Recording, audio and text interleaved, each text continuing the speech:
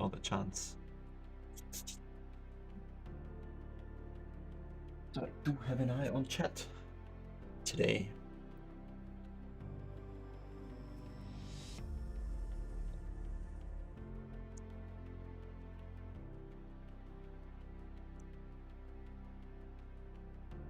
Maybe don't want to make that much effort typing here.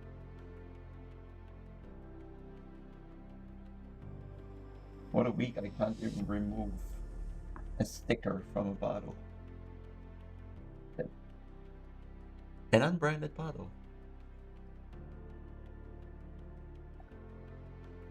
Okay.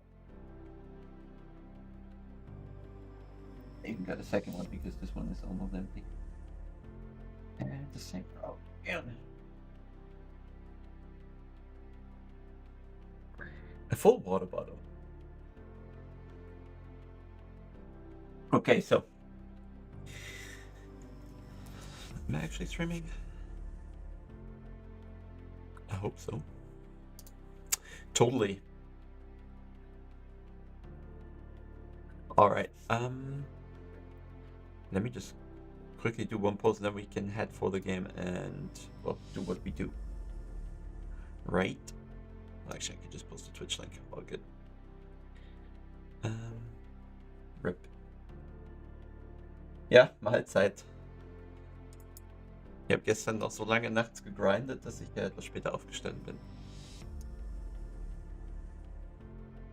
I did post, so it's all good. All right, all right.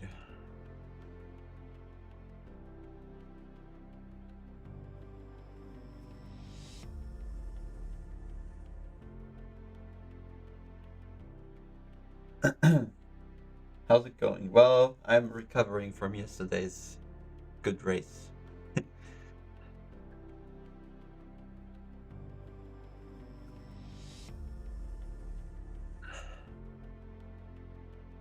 Oh dear.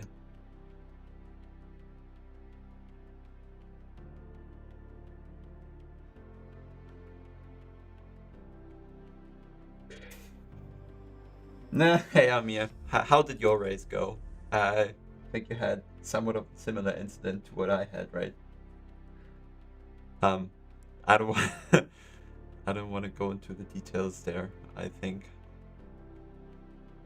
Is the stream quality good? Yeah, I guess it is. Yeah. Why am I not streaming full HD on Twitch? Anyway, let me pause it here. I got the chat. Oh yeah, Gregor, I'm in voice if you want to join. I'll pick it up where we left it yesterday. Yeah, I saw what happened to Amir. Like he found he found a parking lot at the top of the hill. Yeah. You missed the sign, Amir, that this is a parking lot. You can't go 220 there. So yeah, you can already see, because I've been preparing this a bit. Let me switch to the game and then you can see better. Hey Sydney, hi Nico, hi Luke. How good's this music? Well, that's just the ACC menu music, so I didn't make this one up. And it's totally royalty free for that reason. What do you mean by rating, Lucas? I mean, I'm open, but what do you mean? Which rating? Elvinko, you don't know RST data by now? You've been following for a while. Just check the RST's Racing Sim Tools.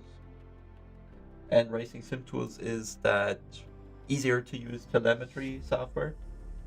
So something like Motec. But it allows me to share my data files without you actually getting hold of the files. Which means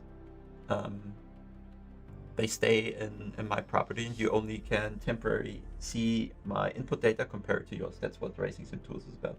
My ACC ratings is, come on, this is not, what do you want to see here? That's the wrong one.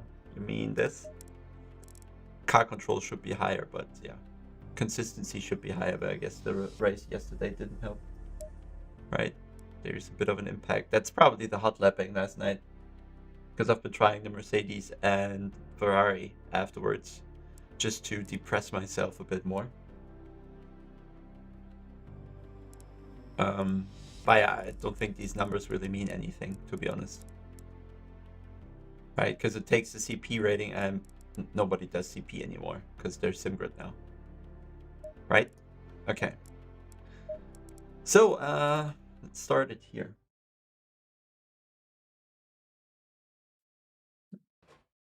Okay, Greg, I'll be fine without you.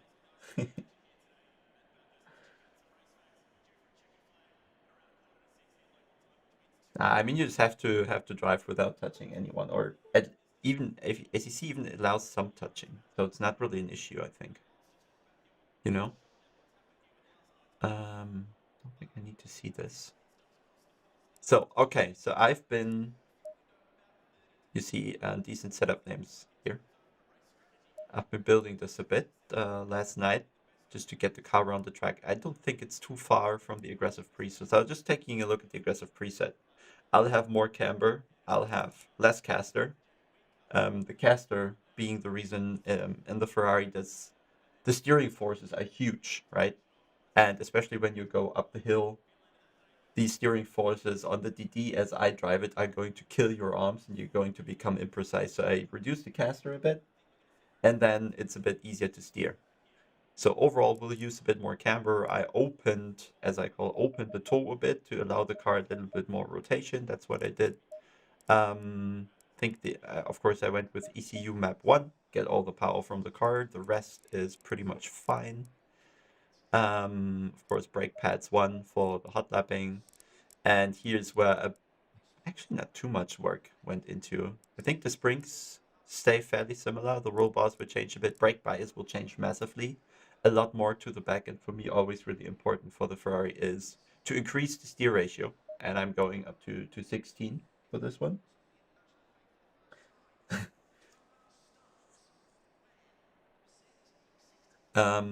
And so the steer ratio thing is because the Ferrari is so ultra aggressive, every little steering input that you do immediately results into a lot of turning. I try to make the car a little more drivable and eventually less aggressive by going higher in the steering ratio. So you need to turn more to achieve the same angle in the steering wheel. I didn't really touch the damper so far. I didn't even look at the histogram so far. And aerodynamic wise, think I kept it almost like this, but went with a little less rear wing. Brake ducts a little more closed to get more speed. So this is basically what you'll have then, right? Okay, so aero balance moved forwards a bit. Dampers, barely any changes. Springs the same, just a bit more bump stop range on the front. You see major change on the brake bias there. The roll bar is quite different. I'm not perfectly fine. This is the right way to go. Could be either way. And I think this is about the changes. So it's more or less an aggressive preset with a few changes, not too much. And I just want to make sure quickly that RST is actually running. It does, so I can record the data. The replay should be recording as well, and then I'll drive. Give it all you can.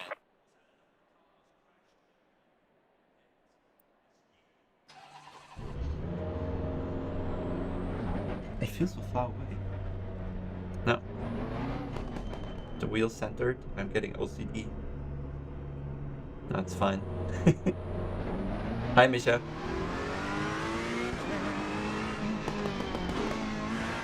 Schrumpfmuffe. Geiler Name.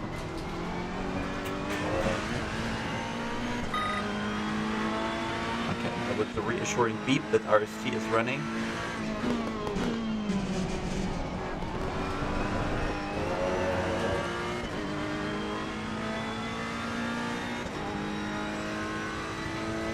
Oh, I need to brush the wheel. I've been driving without gloves yesterday, and immediately you can see how reflecting it has become and how slippery. So we'll do this here with the Ferrari until I do a decent lap, then I'll do it with the Mercedes. And then I'll do something with the BMW, I think.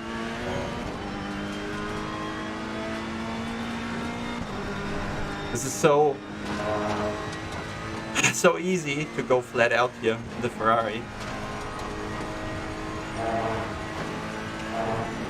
Almost flat out here too. Just don't have the confidence yet.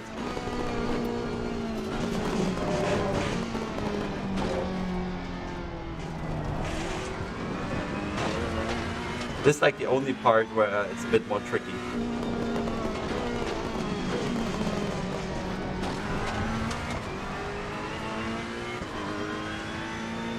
So the first lap, of course, can't be the quickest right away. It's probably not going to be slow.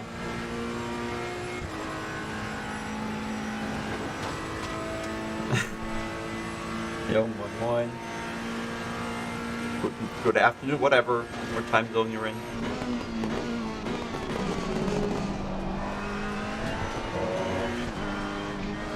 Oops.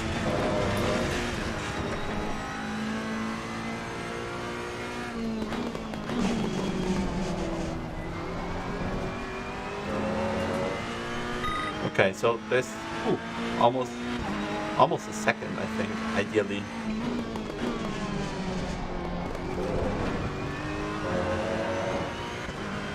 Probably need a few laps to adjust. I'm thinking if I want to bring the brush to treat the wheel a bit. Oh, reading chat. Yesterday evening didn't go too nice because a car in front of me crashed and I could not avoid him. Or at least I didn't.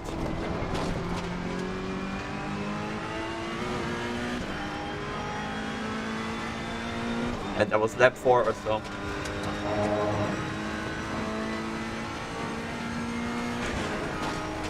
Okay, now this was flat.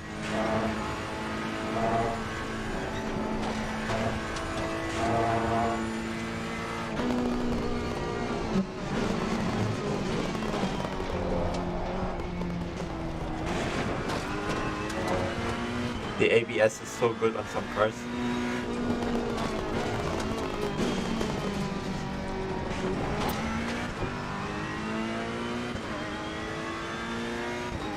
This is the main thing I noticed yesterday, because I've been driving the BMW for the entire week on different tracks, and it feels like it's very difficult to have the right amount of braking down the hill.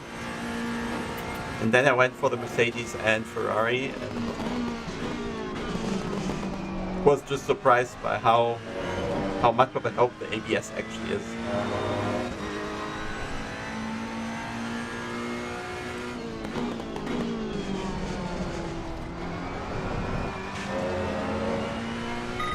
Jesus, I'm going slow.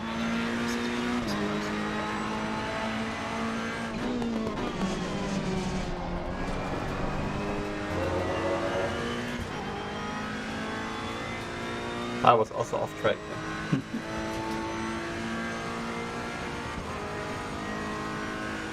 Yeah, I don't think, even if he would have braked, I don't think he could have done anything in that crash. He was the passenger at some point in that thing.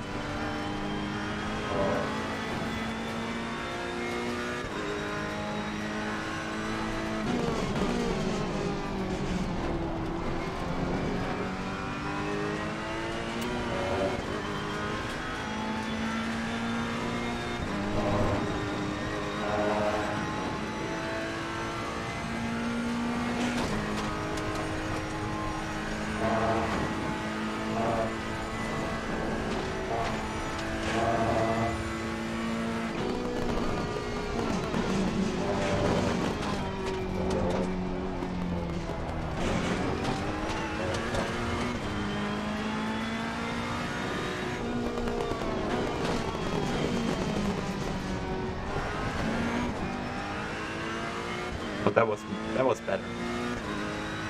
Could be a decent lap.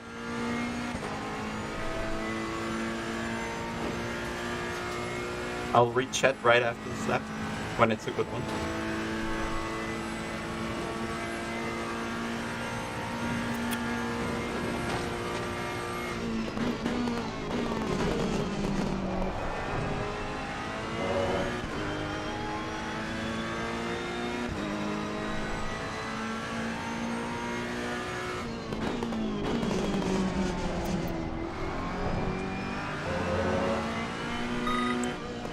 Ah, damn it, just failed the 0.7, but I think I can take this.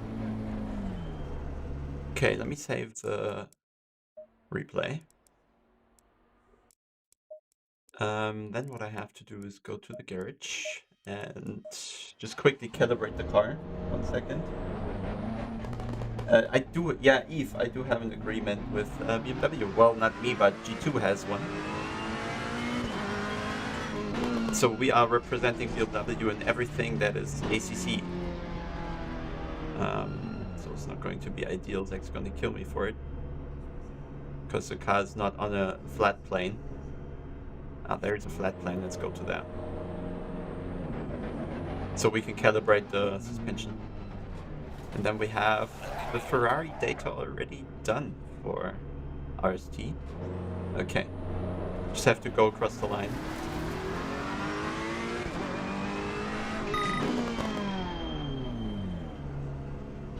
There you go.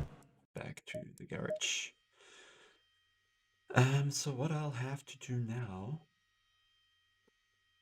is... Great, you're seeing...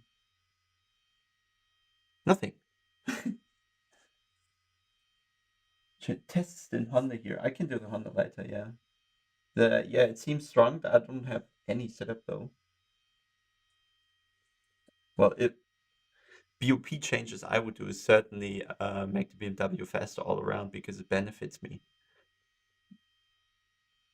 Okay, so let me think what I need to do. Real quick, where is RST? First, I need to take a look at the data here. And that is in the suspension. No, it's in handling. I can show you, I think. Yeah. But you don't see the menus, right? You do not see the menus, do you? No, you can't see the menu. So, however, what I'm looking for right now, on this particular thing, I'm looking for where the car was parked, because that shows me the correct calibrated damper positions. So I'm going here. So I'm remembering for the front, like 13.5 millimeters, just taking the average there, 13.5, and the middle is something like 21.9, 13.5, 21.9. Like these numbers I have to enter to calibrate the ride height settings here. So let me quickly do this. So I'm choosing where is it? Ferrari. Hello, Evo. There you go. Suspension, spring rate. So now I have to copy from the setup, which is 163.8 and 127. So ride height on the rear is, I think, 55. Ride height on the front is 56, if I got that right. Yep. Then we have to calculate the roll bars real quick as well. Sorry, you can't see the menu, so I'll talk you through. Where's my RST? There. The front roll bar is on max, I think, right? Which generally means like 120 newtons, and the rear one is very low, like 5 or something. So this will be around 10 newton.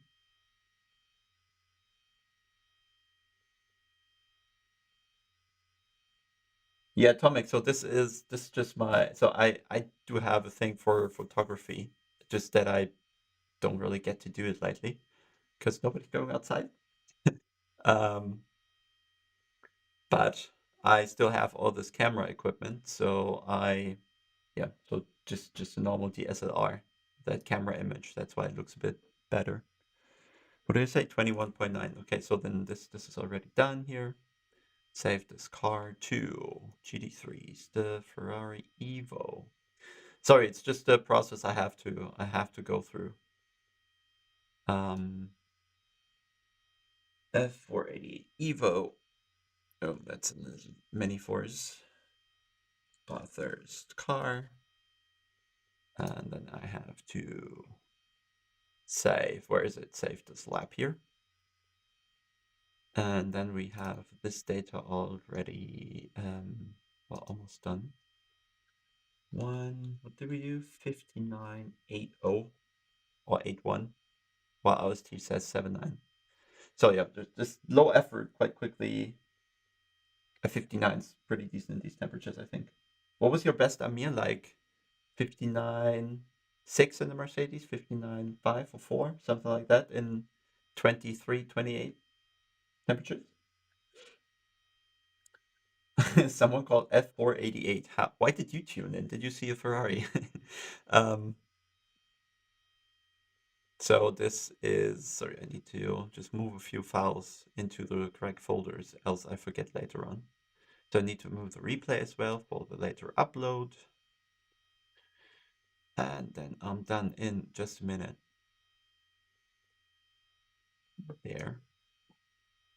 And the setup as well. And then this data pack then will be available later. Probably not today, but I guess let's say this week, okay?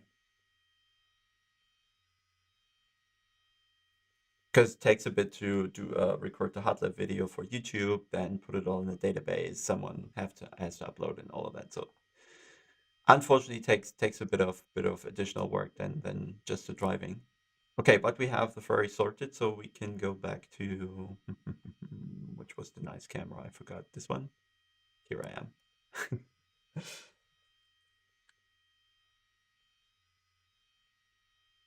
59.0. Well, I mean, do you want to? I don't know. Do you want me? Do you want to share that setup with me? I'm open to drive it. That's an insane time. So what I was doing yesterday is more like 59.5 or so without going super crazy. 59.0 sounds outrageous. But then again, I also, of course, don't know the Mercedes as well as you do. So let's switch over to the Merc. This is Merc. Don't really have a livery.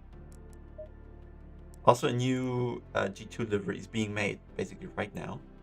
So I'm just waiting for that. Of course, the BMW is confirmed.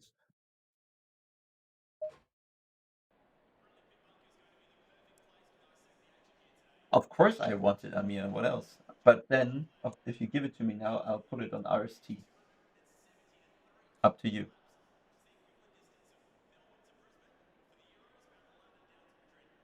I'm not sure with less force feedback I'd be fast. I get so much information from the force feedback.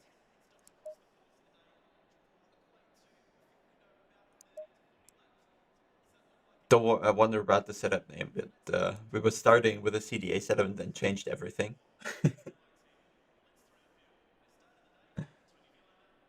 Sorry, someone was asking about the monitor. Sorry, so it's a 35-inch AOC monitor, and I'm using like 50 degrees of field of view on it. So it's like a not ultra wide, but a bit ultra wide, so to say. I'm waiting for the 49-inch, by the way. So this will be an upgrade soon. Thanks, Amir. I'll not show it on stream, okay?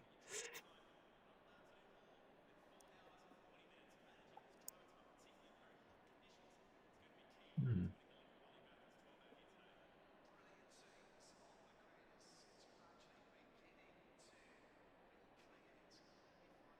I haven't gotten it yet, Amir. Oh, there.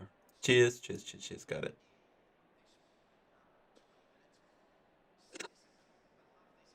So we're driving the Amir set now. I'll probably just crash. There you go. I'll not look into it, okay? I'll just drive it right away. So I have no clue what awaits me, how it's going to behave. Pressures will probably need to be higher for the hot lab, else they don't make it. So I need to change the pressures at least.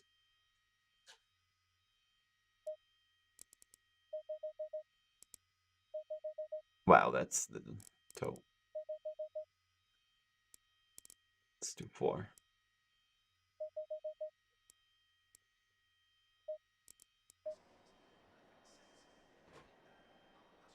Engine.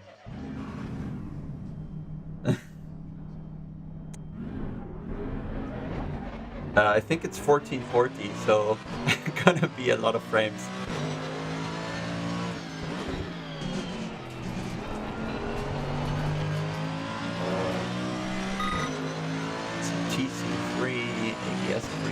one. This car is so crazy how it pulls you into the corner. It hurts me every time I drive it, just because it's so good.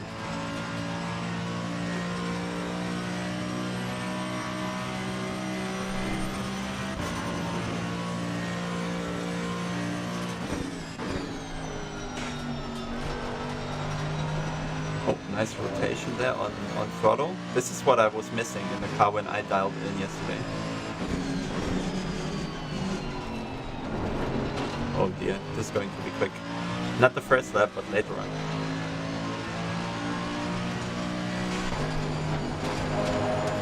Not this lap, definitely. Okay, this part is tricky.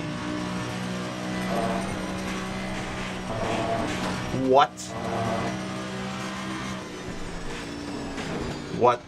Okay, I mean, this setup is sick. Like the confidence you do have when you go down the hill.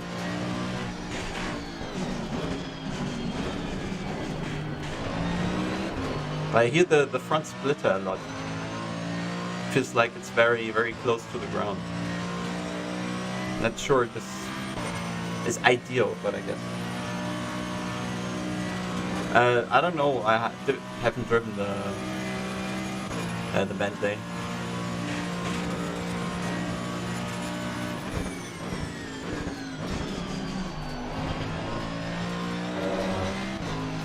Wow, the Mercedes is bloody quick.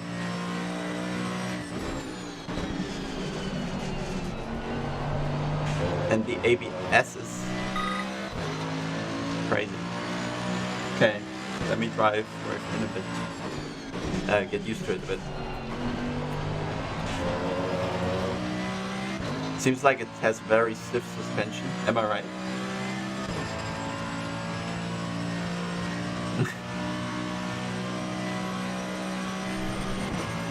Nah, BMW is not competitive in my opinion. The BMW has like 3 tracks, Laguna Seca, Monza and Spa.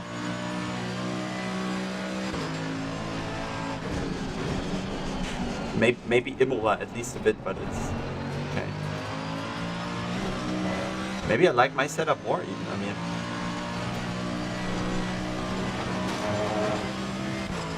Let's see.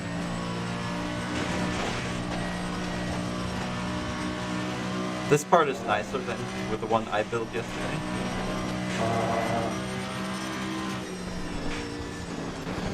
I'm not convinced of the car wanting to jump there. Oh, 1 second, the door is ringing. Give me a second.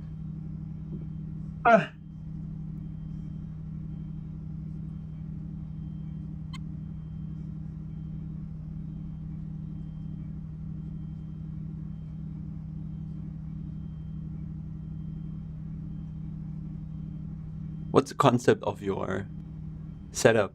I mean, it feels super stiff, but then coming down the hill, it seems like it wants to kill a bit. I tweaked the dampers yesterday a bit to make the car less likely to only jump with the front. Either jumps with all fours or doesn't jump at all over this crest. But I'll see.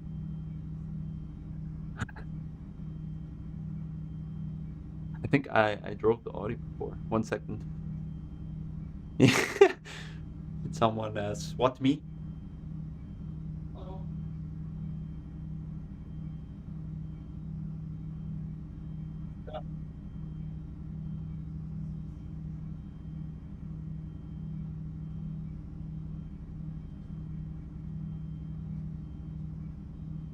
All right.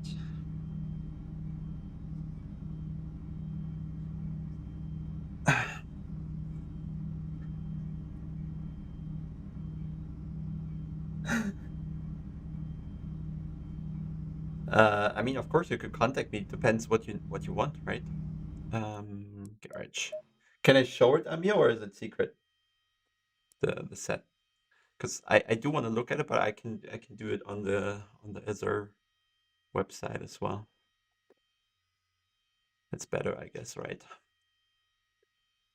Setup. Hey, am I blind? there? AMG. Just want to compare to what you did and what we built yesterday.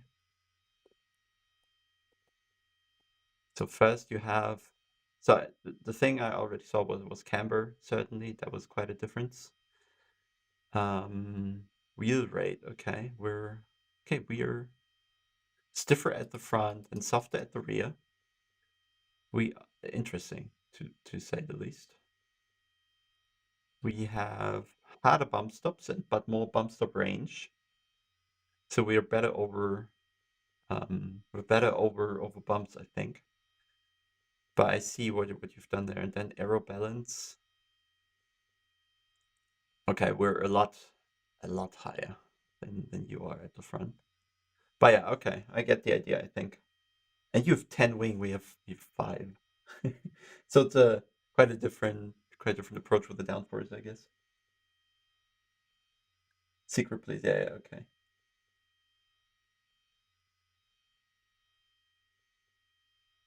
There is no info when the M4 is coming to ECC, sadly, no. Okay, then, I mean, I'll just, because I can't upload this to RST, right? Then I just use the setup we built yesterday, which I can then also show. So you see there are a few differences, I think. While you have a lot of wing, we did everything a bit different here. Which causes some understeer in some places, but it's more drivable in others. You see also there's something to the brake bias that we did differently. Because the ABS the ABS just always kind of bails you out.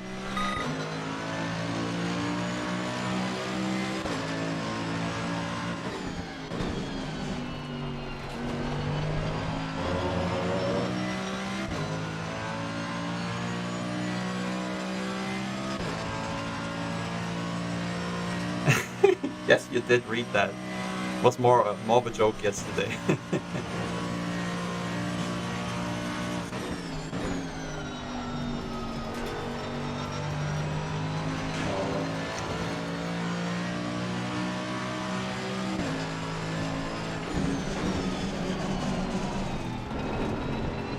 Way too aggressive.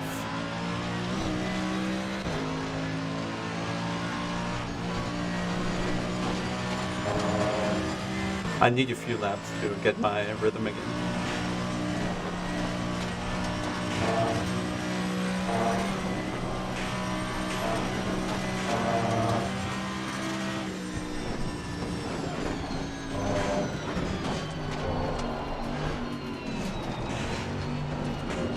This corner is still problematic. Because the understeer you get when you dip down.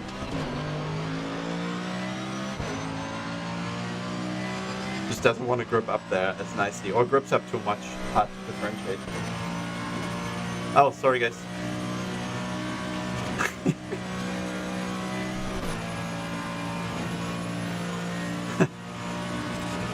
Classic.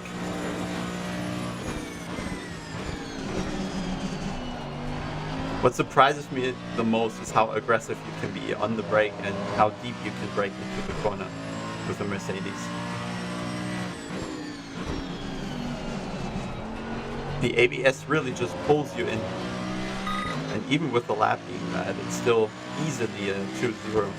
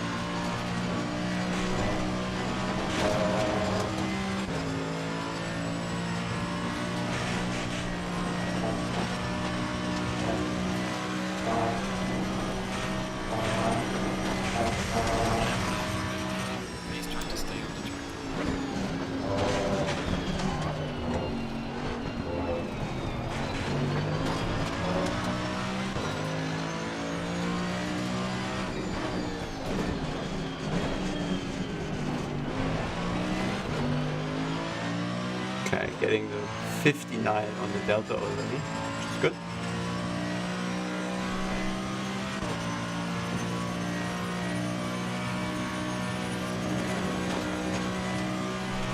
Oh, hey, Casper. Casper, who are you driving for in F1 Esports next year?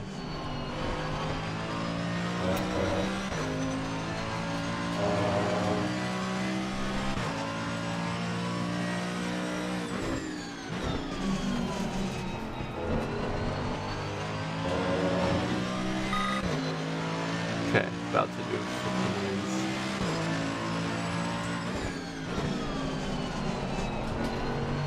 Too aggressive, I guess.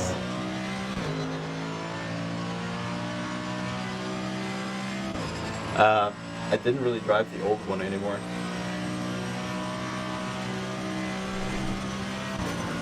Yeah, I guess I am. How many Caspers are there in this sim racing world?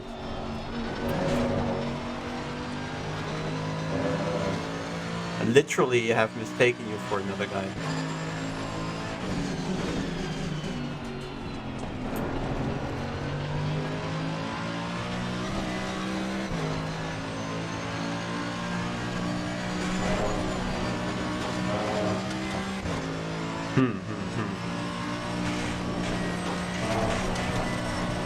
Whoops.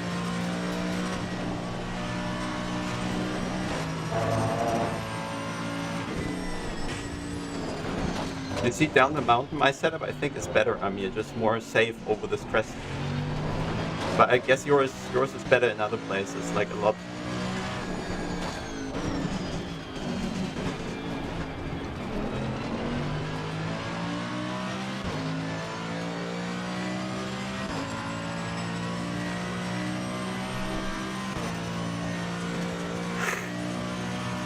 Yeah, I literally thought there can only be so many Caspers, so it can't be you. It can only be you. RIP.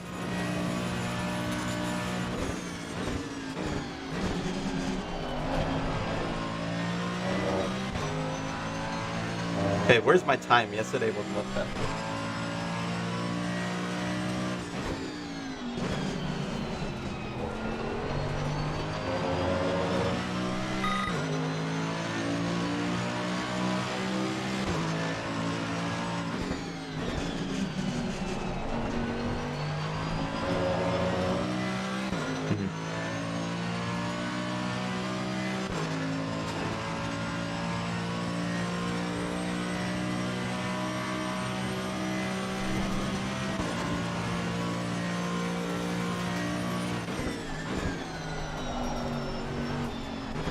I'm not getting the front end bite I had yesterday, it's weird.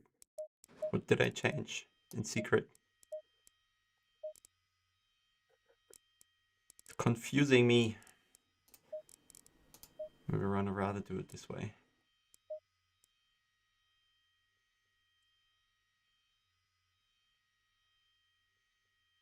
So what I mean with the ABS pulling me in is that, so since I'm driving the BMW so much, usually when the ABS is triggered, the car is going straight, okay? So you have to be really careful on the brakes. And here, I can just keep triggering the ABS, and it does what ABS is supposed to do. It keeps turning, and that's something that of course helps a lot. It's almost like an ESP that only brakes the inside wheels. That's how it feels. That was a horrible entry. Yeah, that's mine setup, yeah.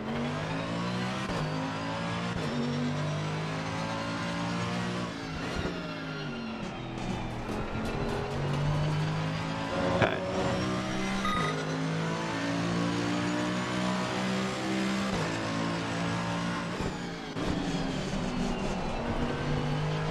It's better.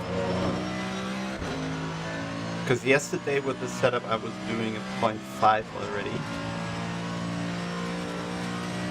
But it seems so far away right now.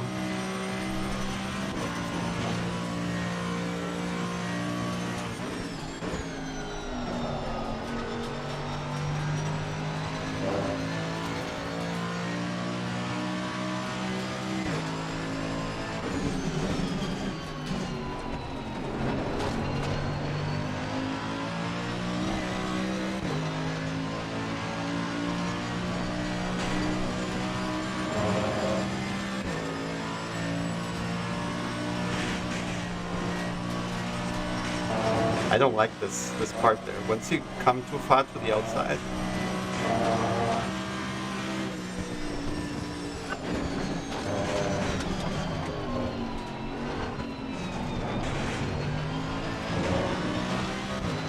There you go.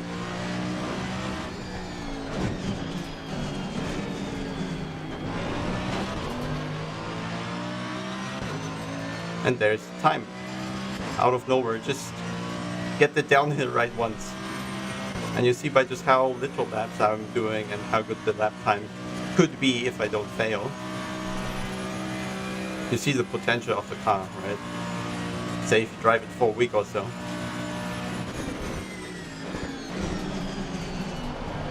Of course I had to overdo it.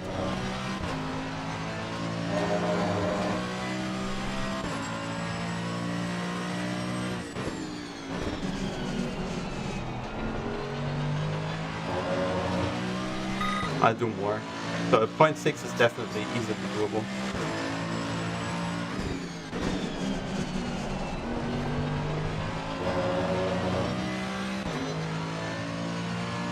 Why am I losing on the exit? Felt good. Hey Tom, how was your race? Did you race?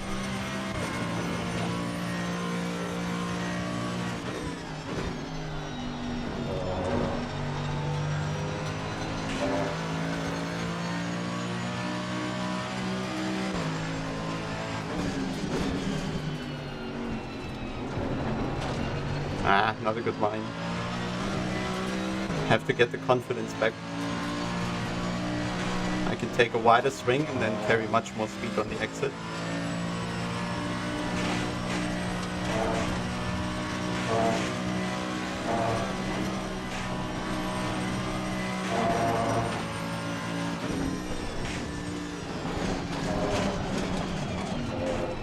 And that's where the Mercedes becomes almost unfair, right? The car was like 40 degrees to the side with the rear already, and then you just slam the brake and it catches itself. That's what I find unfair in the Mercedes. Even if you fail, there's still an additional security layer. And if I did the same in the BMW, I'd just be dead.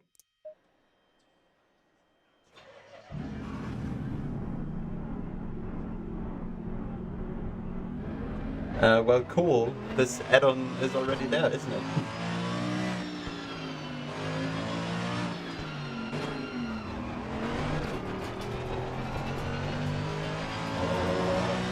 It's just not called Hex, it's just my data and the setup.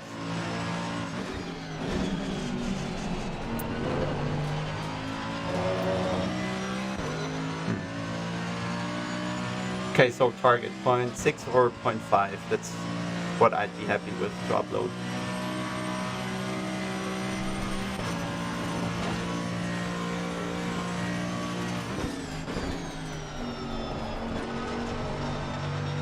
I'm going so slow on the Apex.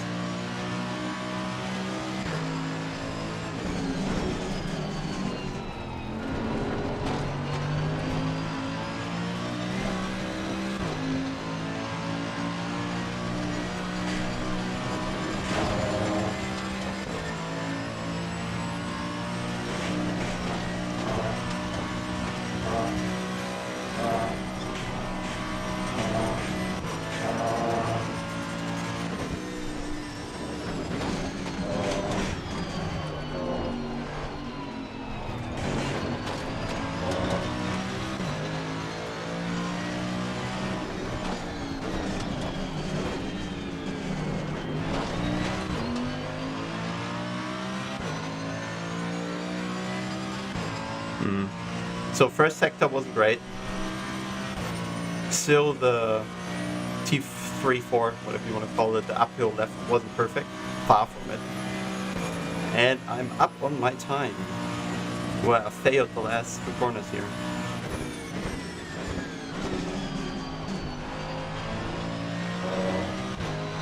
There you go.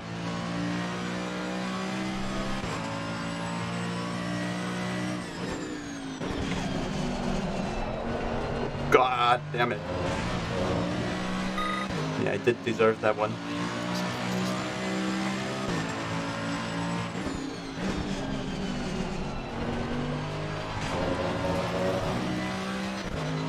No. Have to go good laps.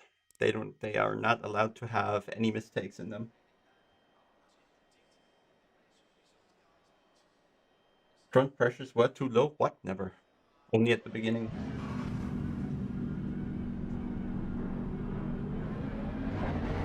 Oh, where did they post that, Amir?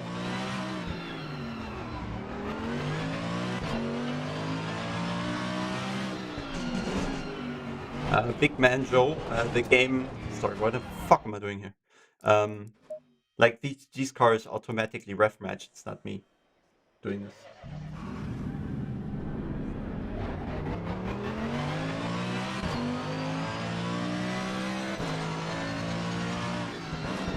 Okay, so it needs to be a 0.5 by now, I think. Without that, I can't be happy. The car definitely has that potential easily.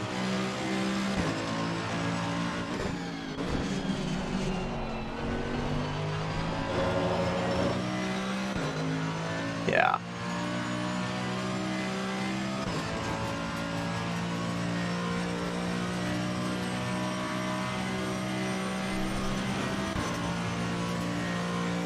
Okay, let's nail this. It doesn't drop into there. I need to turn in like tiny bit earlier. I'm not hitting the banking right. Once I hit the banking right, there's 10.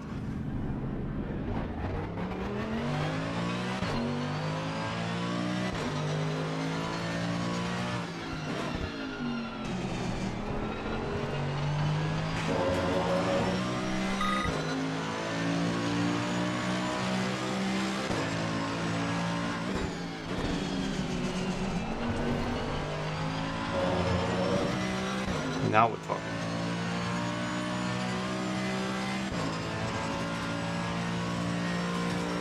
I don't know if it's the best car, but it's certainly one of the best. I guess it feels really quick. That was better. There you go. There's the 10th I was speaking about.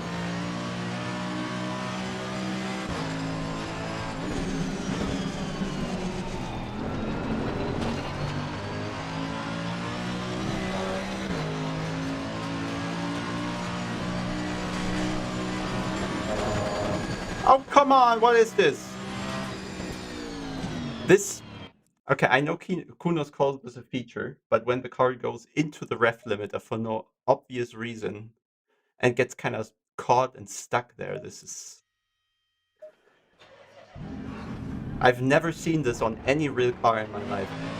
Not that I've seen too many, but I've never ever seen this, and it's a standard in ACC. I'd call it a bug.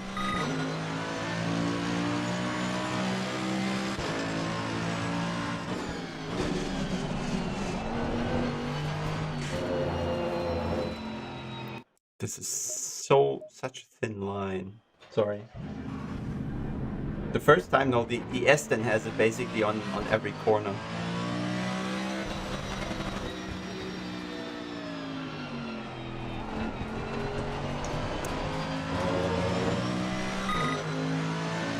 And if you go off a curb too quickly, in the Mercedes has it too.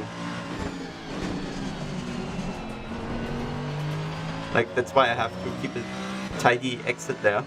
Because if I jump down from the curb, the car's going to get stuck in the limiter. And if I do a short shift, I lose time on this race. So, yeah, there's always a workaround needed. Oh, that was good. The car just pulled itself in there nicely.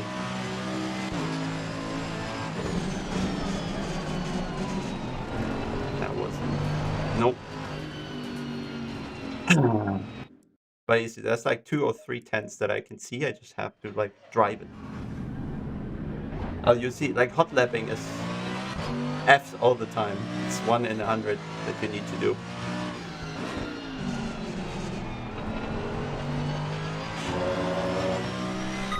But we want that for perfect lap, right?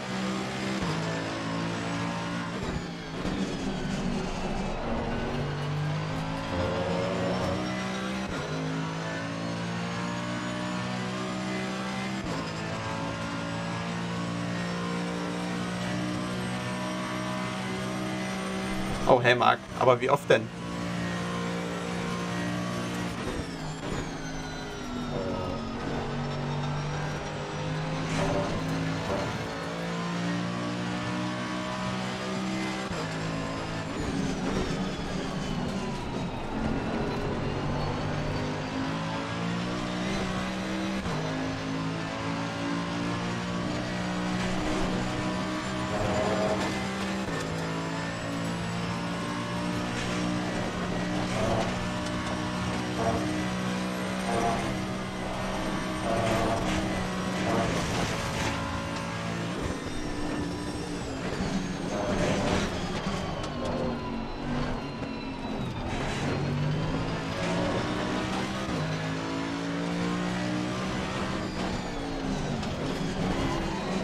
Oh, there the ABS didn't save me. No, that's not nothing like the default aggressive.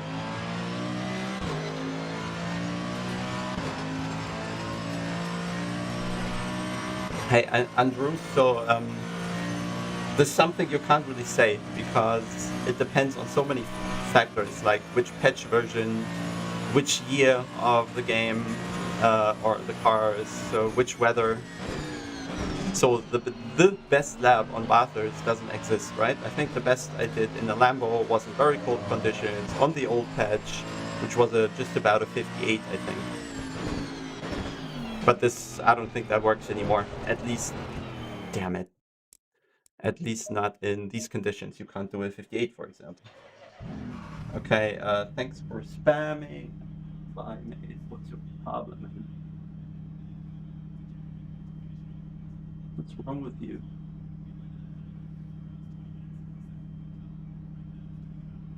Bye.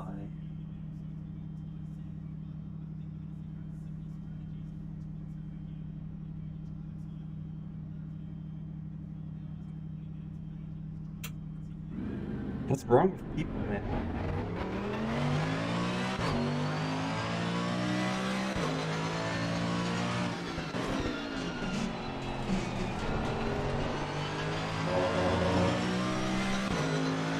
Marc, welches Auto bist du denn gefahren? Den Nissan, oder?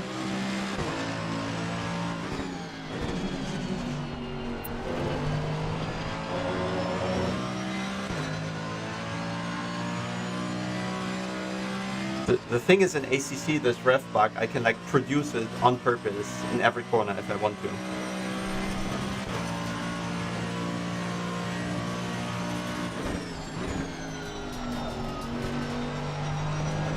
Turn!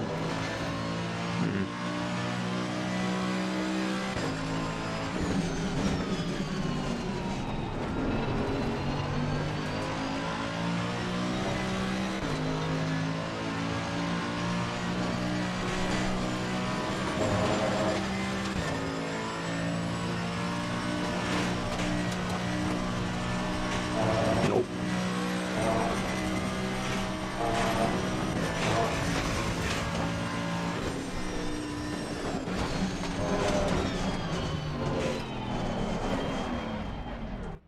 Damn it, Ami, how did you drive so fast? I have to risk so much.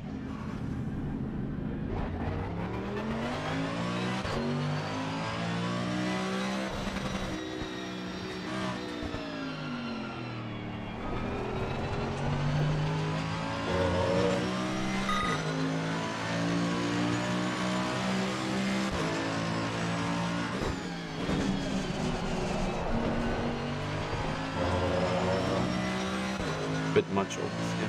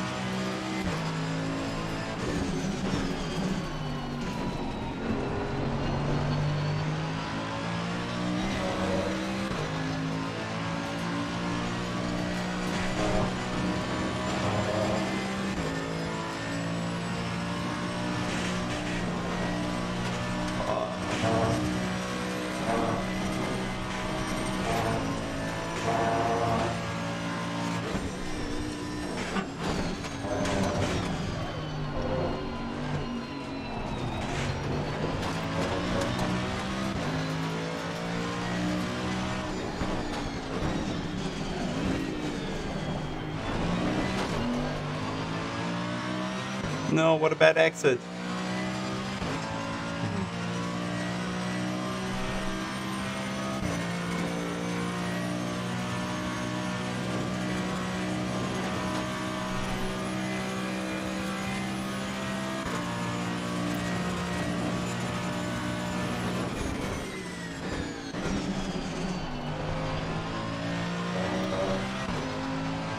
Okay, I saved some.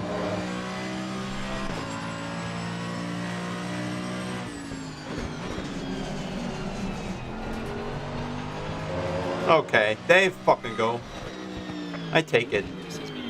Even this one wasn't ideal. I certainly lost something out of the hairpin. Oof! Save that. So calibrate the suspension.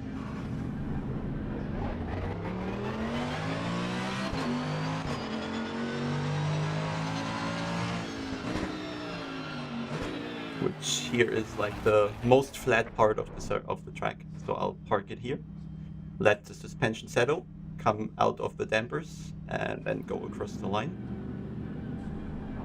to get the data in RST.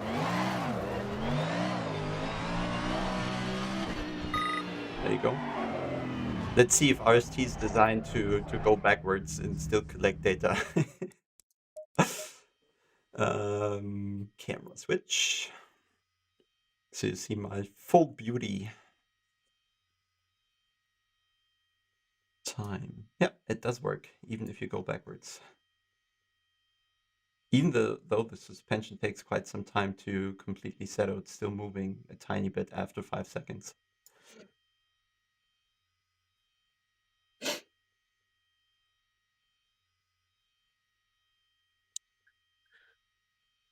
Don't kill one another, guy in the chat. It's all cool. I don't really everything though.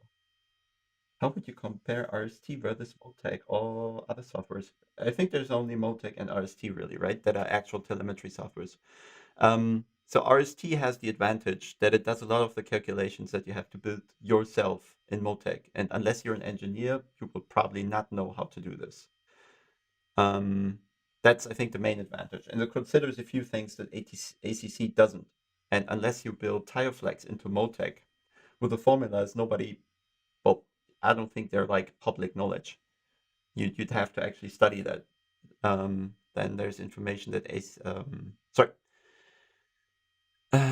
that RST has an advantage. I think it's easier to use. You have less options, less menus, easier to understand. I think just because you can't do so much in Motec, you have like 500 buttons.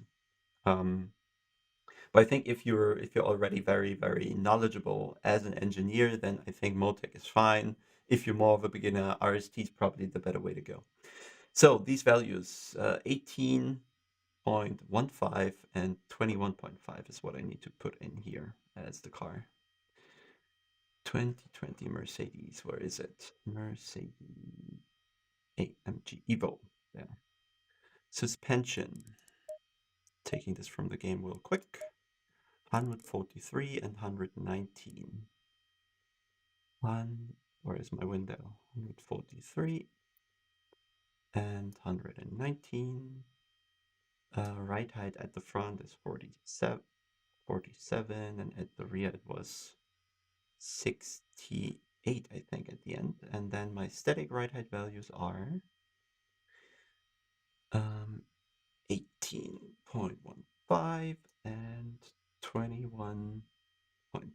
So roll bars, I have to check real quick, 4 out of 11. So it's like 44 and 6 out of 7. 44 Newton meters, Newton per millimeters, and the back was 14. So it's like 34, 84 real roll bar. Okay, saving this. AMG Evo. So which car was next? Do we say Bentley, Honda? We said Honda, right?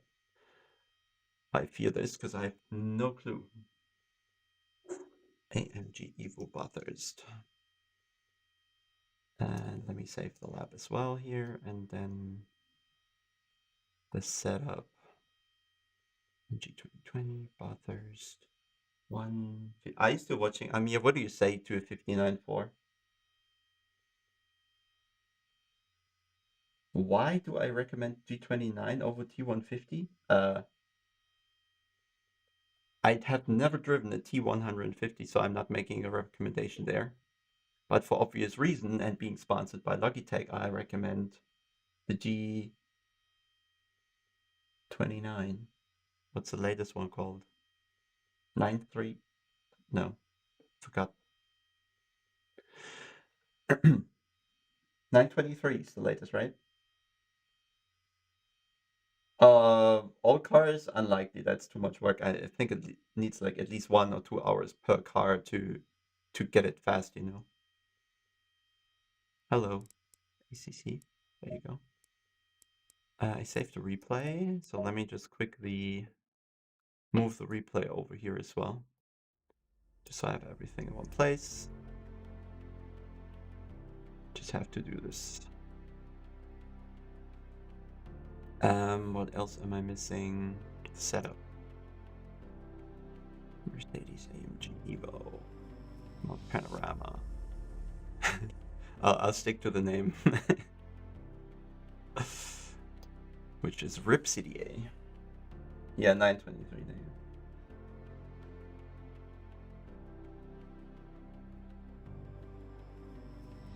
Well, the McLaren doesn't really struggle to turn on braking, you're just not doing it right. You have to first move the brake bias backwards, like to 52% or something. And then you have to really be good on the trail braking. You can't just brake and turn. You have to be really make the transition good. What circuit car is next? So I'd go for, somebody was asking for the Honda here, but I'm not sure it's going to be a smart idea to do this because I have literal knowledge of the Honda is about 0.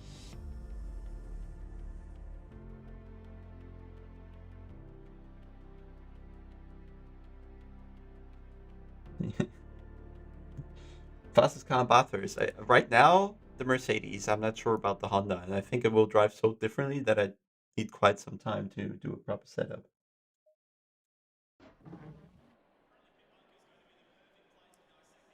I'm not developing RST, Lucky Luke, so you'll have to ask Zach in their Discord. I guess they have a long list of features they're implementing, but you know, they're a small team, so it takes time to do this stuff. So aggressive preset is what we're going to start with. Let's see where we are ending up. Brake pads 1. That's the logical bit. Usually brake bias can go a long way forward from the preset setting.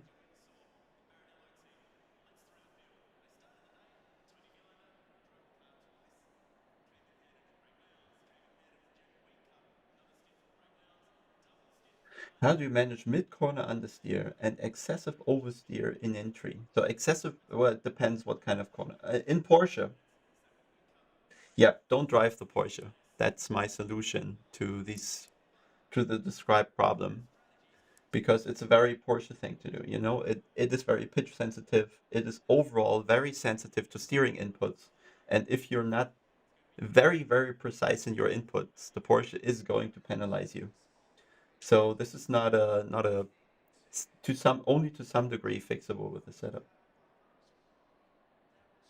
No, didn't do the Lambo, but I have Lambo data in there from the last patch. So I guess that setup with tiny tweaks will be fine for this patch as well. So not going to do the Lambo.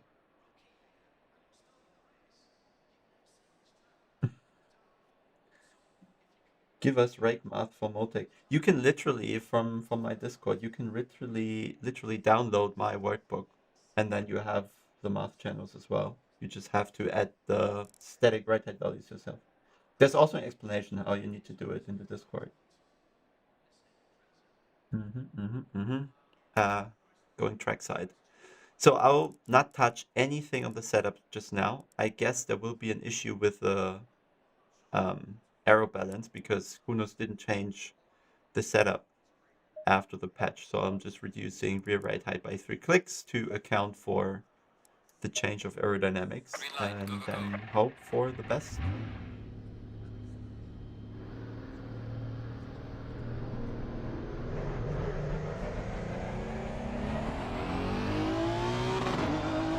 Usually in a league you have to stick to one car, right? You can't choose anyway. So if you have to decide on one car, if you're a beginner, I guess it's perfectly fine to stick with one car. And ideally you take one of the easier to drive cars, for example, the S, which is fast and shouldn't be too hard to handle. Also, it's not as complex in terms of setup, so you can learn that alongside that as well. I always recommend the Aston as a beginner's car, in the end. Bentley is probably fine too.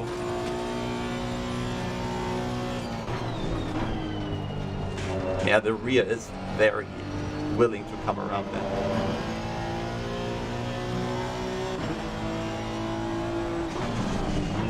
Oh yeah, that one is loose. Yeah, that's what I meant with the setup not being adapted to the aero changes of the game.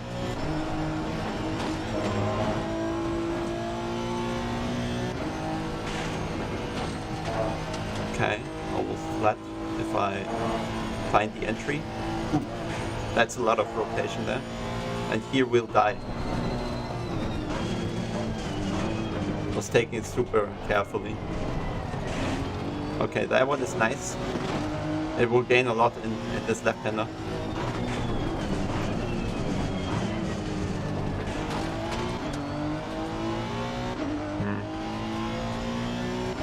Definitely not quick just yet. Merc as a beginner's car, I mean, the Merc is fast. That's what makes it a good beginner's car, because you can keep up. But I don't think it's particularly easy to drive, I think. Especially in terms of setup, it's... Don't think you just go there, click, and it works.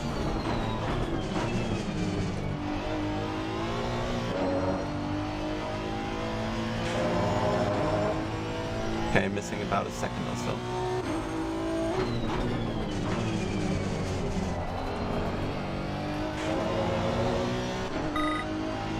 First lap ever with the car here, 2:00.8.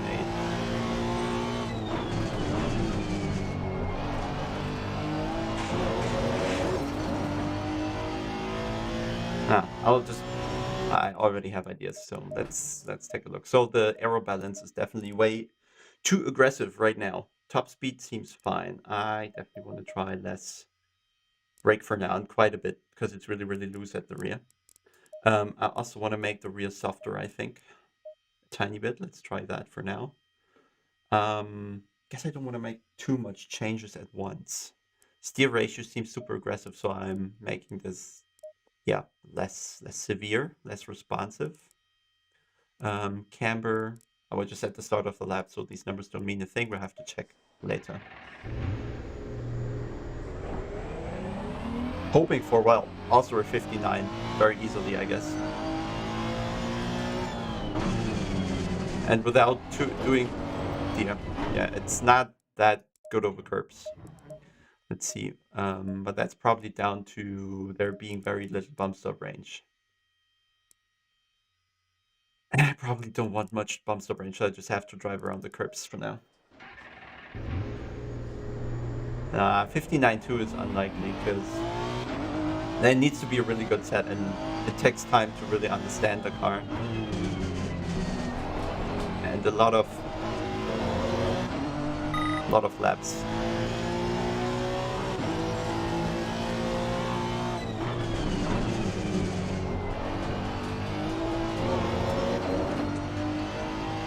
Okay, even though I did make everything in the setup right now to make it more understeering, the rear was still very much rotating on the entry there. A bit too much.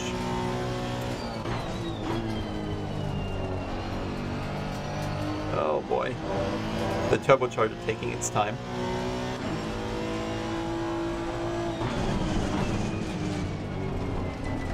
Yeah, the front end is mega on this car.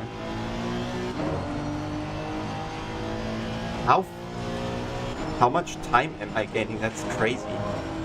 Almost a 59 in this lap already.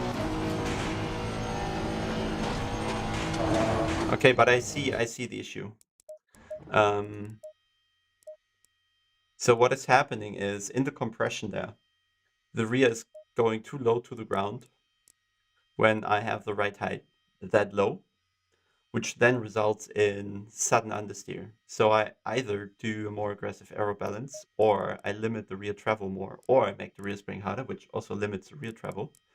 I can make the bump stops harder to prevent the car from squatting so much. There's like all these things are now designed to limit how much the rear end goes down in these compressions to keep the aero balance somewhat oversteery. The other thing could be I could try it more from the mechanical angle, which would be here. Something like this, for example, or do something to the roll bar. But I fear this is going to make things worse in the slow corners. So it will require some work. I can already see that.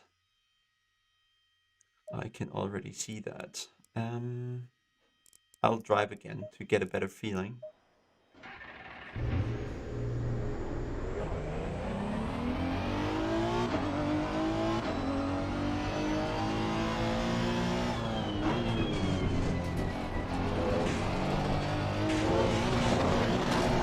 Okay. That's what I meant. The curb does not like curbs. Next thing I'll probably do is check after a proper lap. Look at the histogram.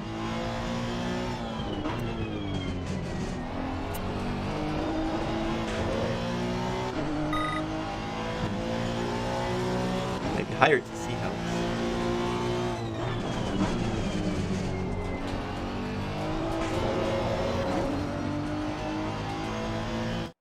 The turn-in of the car is so brutal that I don't dare to turn in, and then I'm in no position.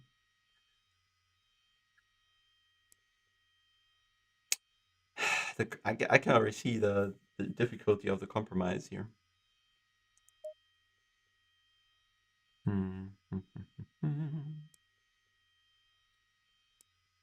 Interesting. So this does not help me, because then it gets really bad on turn-in. Let's make it more responsive.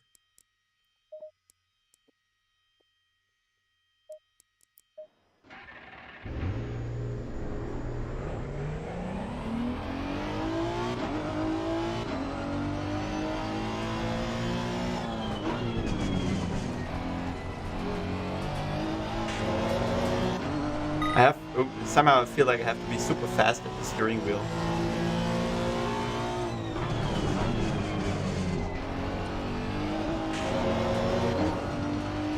Oh yeah, and I have to come off that curb earlier, else I get the limiter bug. So I was short shifting, which means I lose a full 10.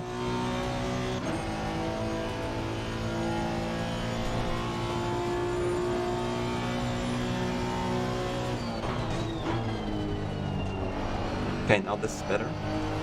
A lot.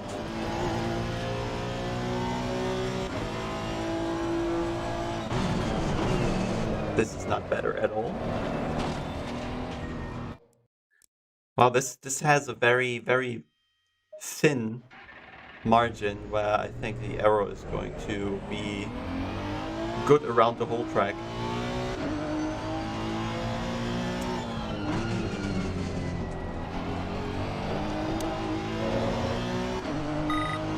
Definitely not easy to drive, so this is not a recommended car for beginners.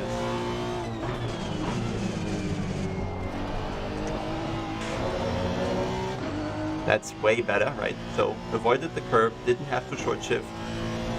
Another 10th up.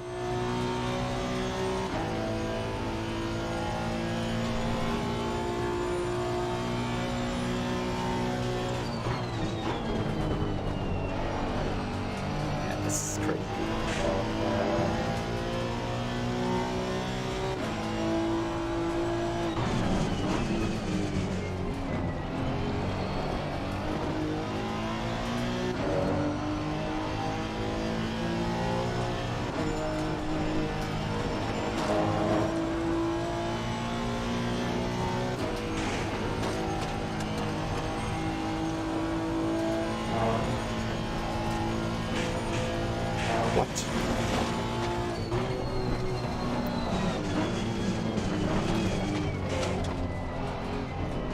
Okay, the rear is super loose down the hill, so I lost a lot of time there.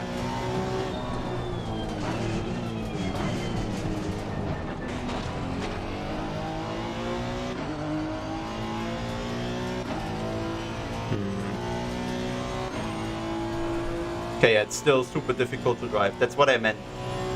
Getting the car in a position where it really works is not trivial.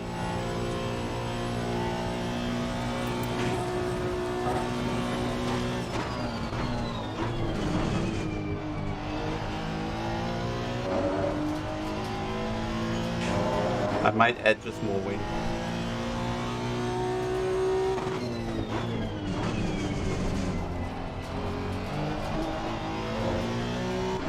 Yeah, so it's gonna be some work to get in through the 59 for sure. Probably pressure's a bit wrong still, like by a lot.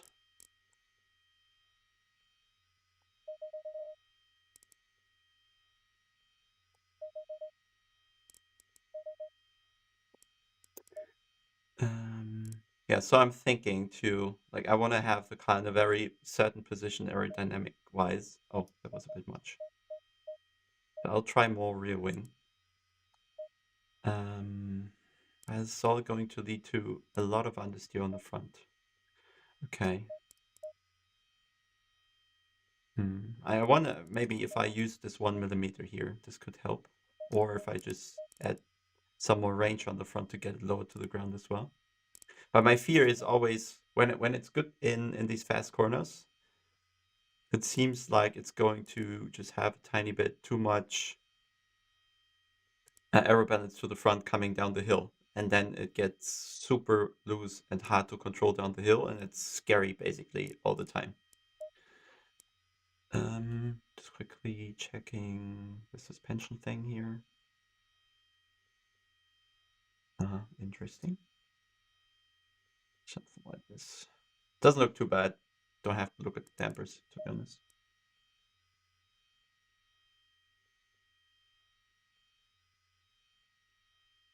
So Mateusz, are you driving the Porsche, the Ferrari, or which car is it? Your understeer in low mid is, I don't have understeer in low and mid. I have oversteer.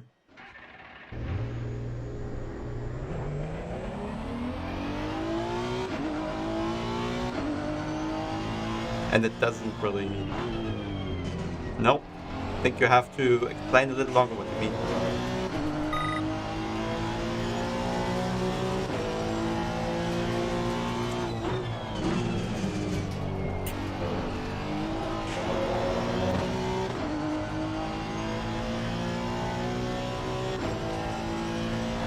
But I mean, if you steer too little because you're scared, then your aero balance is too far forward. Shift it backwards.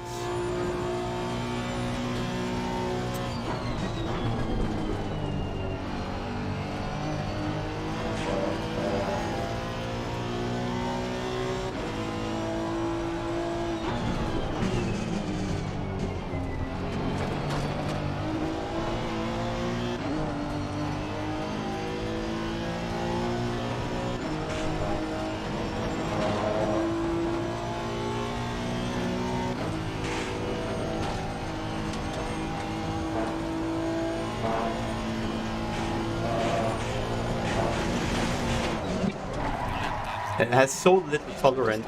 If you do that's the thing with the Mercedes. It is so tolerant that you have just a wider line. It allows for more error. And if you do the same thing in, well, the Honda apparently, or the BMW, or which other car? I think the McLaren is probably, or the Porsche. Or so if you hit these curves, the car just can't deal with it.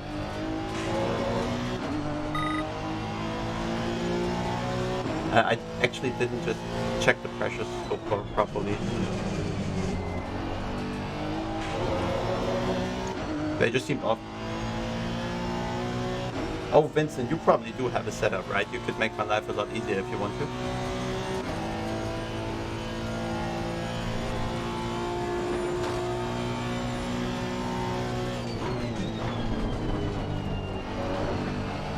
The mid corner speed is crazy on this car.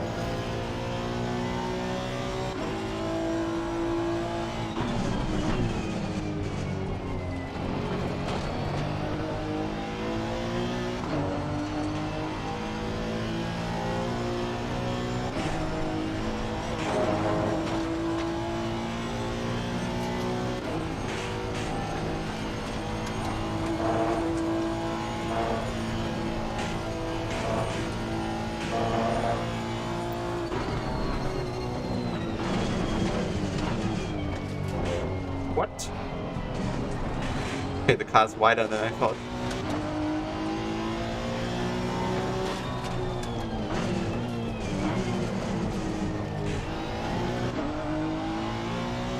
But overall, I think I'm just too far off, so I'm doing something entirely wrong with the setup.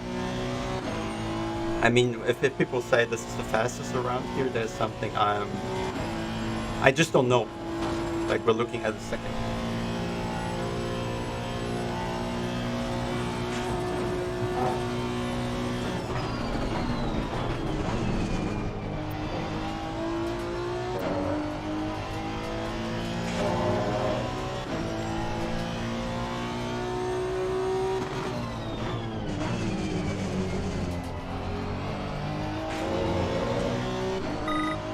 Nope.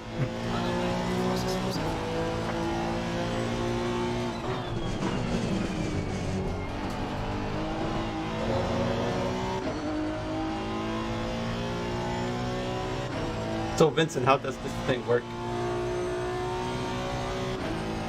5 and 10 wing, okay. But then I have to use like almost 0 rake, right?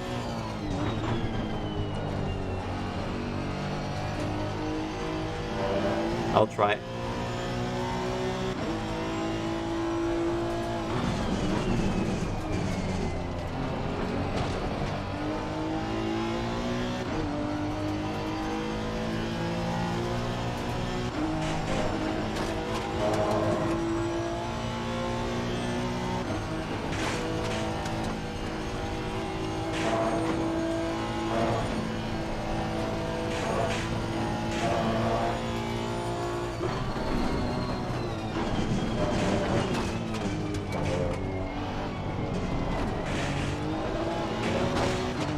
Oh, never mind.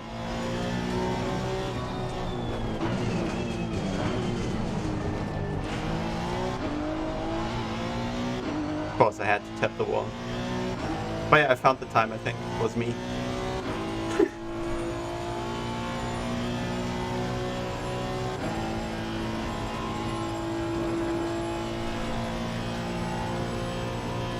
I mean, I don't drive the setup from my Discord server, so I can't tell you.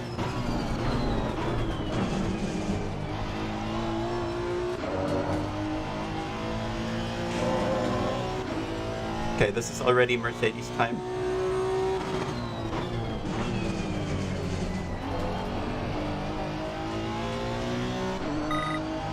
All right.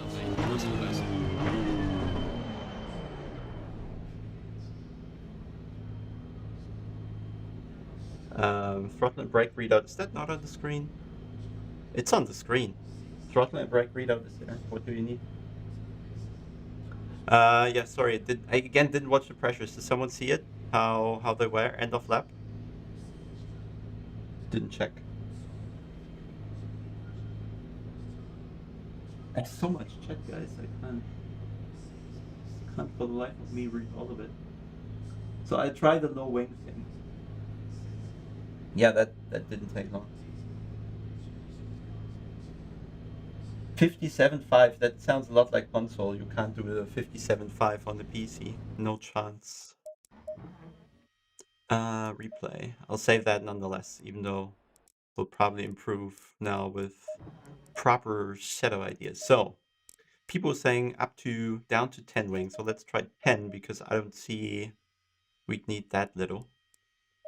And my error balance was something, sorry, I forgot. Looking at something like 2.7, trying to recreate that. Sounds legit to me. And low rear bump stop range. I understand. probably have to go even lower then. I'll go down slowly, not entirely, because the car is already badly drivable, I think. So this, but then we might want to. Do they utilize maximum lowest right height at the front? Rear left. Okay, cheers, guys. I'll tap that. So rear left is something like 1, 2, 3, 4, 5, 6, 7, and right side. Let's see. Front right. You sure? Okay. That was end of lap, not the beginning. You're sure? Jesus. Okay, this is already worth 2, 3 tenths without changing the setup at all. Let's see. I mean, if they're like this at the start of the lap, they're going to be above 28 at the end. So this is, I need a compromise in between. Oh yeah, now drives like a Porsche on exit.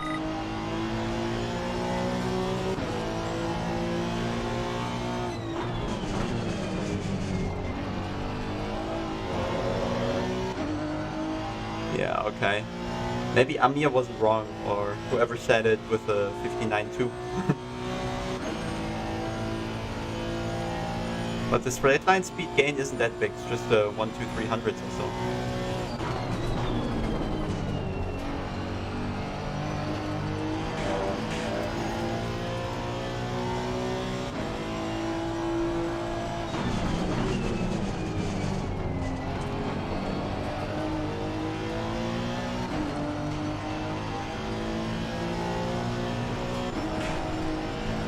Yeah, and that was the understeer I was fearing. I think that's why the low bump stop range in the rear. Yeah. Okay, I get it. I get it. I get it. I get it. Here.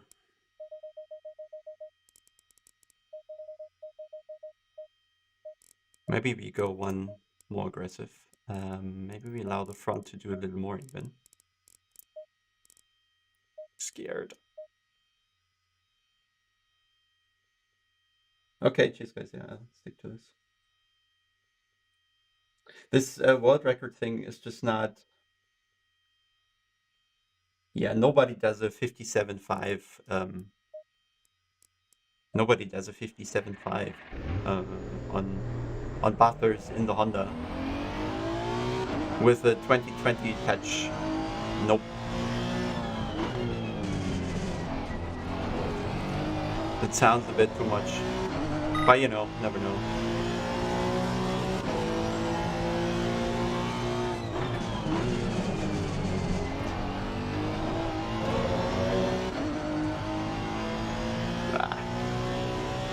Just a few RPMs shifted up too quickly, too early.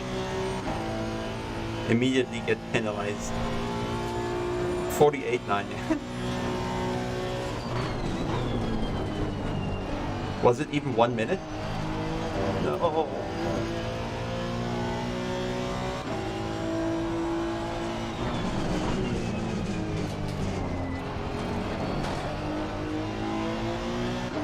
Okay, that's much more time.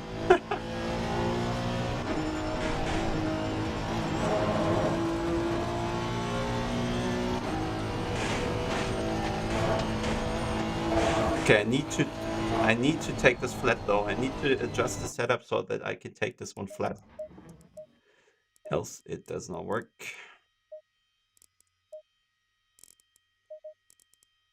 Getting there, I guess.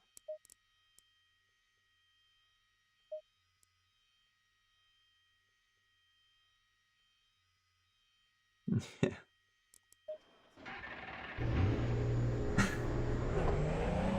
I think it was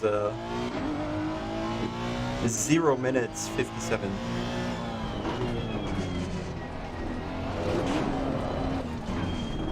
Can we just quickly appreciate that curb?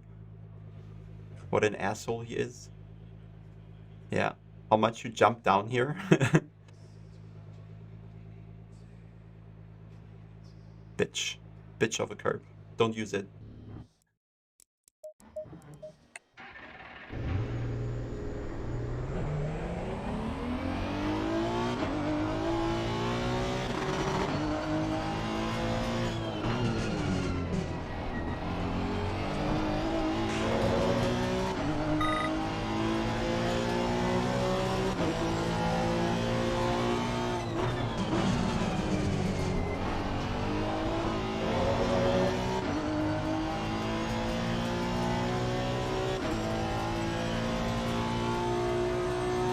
with so much wing. I think I barely have any wing on the car right now. But yeah, this car is fast.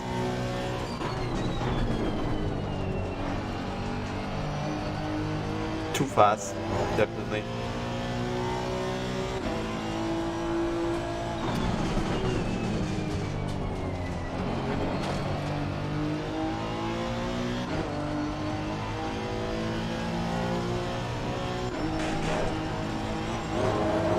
Might work now.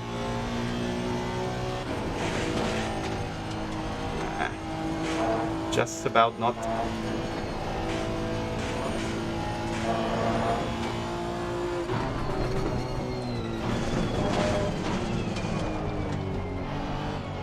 Need to move the brake bias further.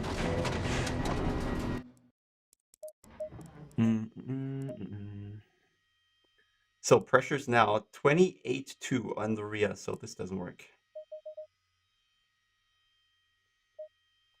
And already high here, so I go down by 2. This front seems alright though. Yeah, should be fine. This can take more, I guess. I don't know if it's good on other tracks. It's very, very, it's so track specific because the car changes on every track with a BOP. So you even if the car is OP on Bathurst, it could well be the worst on another track. So it's never changed the setup, by the way. How do we call this?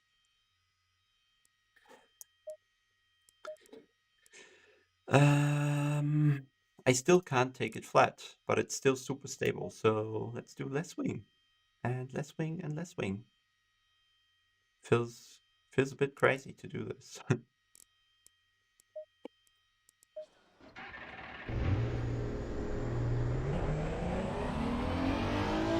I think the 911 is pretty slow right now. Or at least it's not as fast as it was before, and that's why nobody drives it anymore. It doesn't give you that automatic advantage.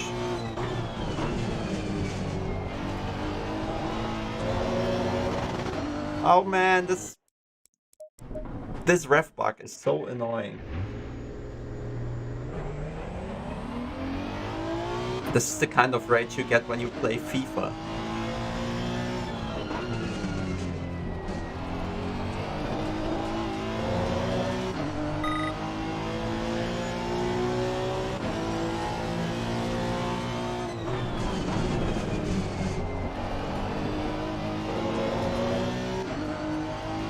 Not a good exit. Anyway.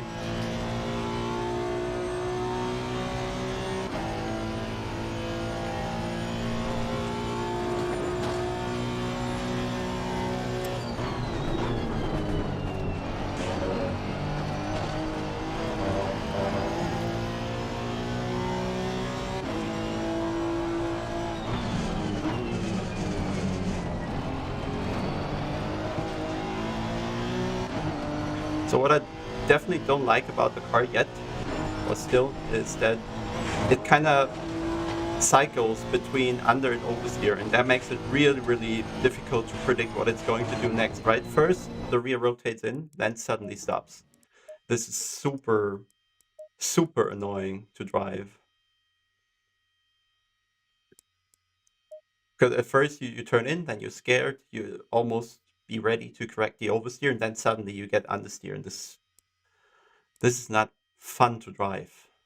So there needs to be a fix for that. It was better with a higher wing, to be honest. Even though this is planted, it's weird. So you say going this direction? Oh dear, no. Something like this? Oh boy, it's gonna be mad.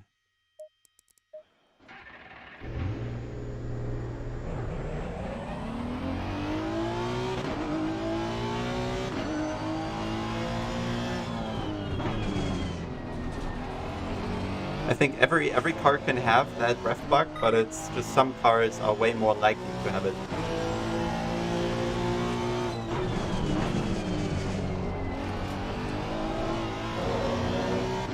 Don't think I've ever had it. on the McLaren, for example. Now that's better.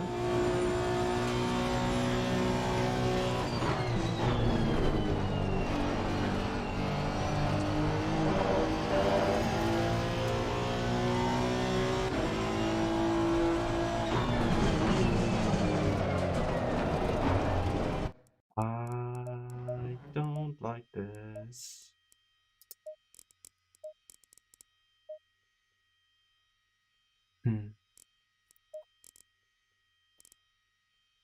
It was again very understeery initially, and then the rear snap is really painful.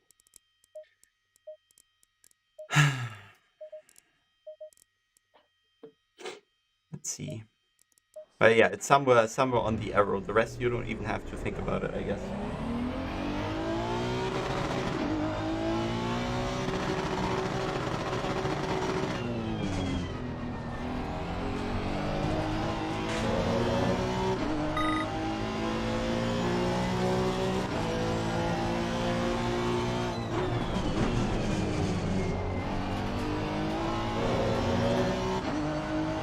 I mean, it works when I come down off the curb quickly, right?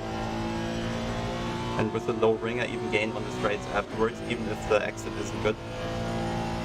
So yeah. Jesus Christ.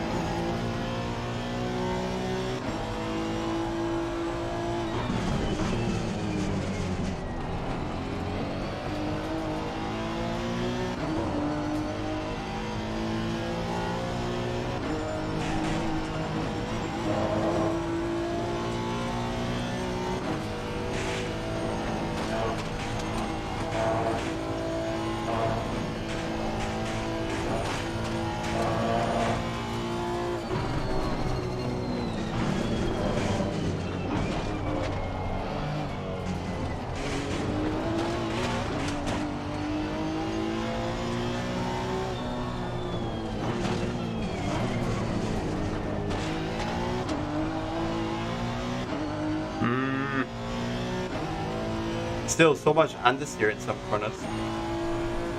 But again, what the fuck am I gaining on the straight? That's crazy. This car! That's a joke. That must be a joke.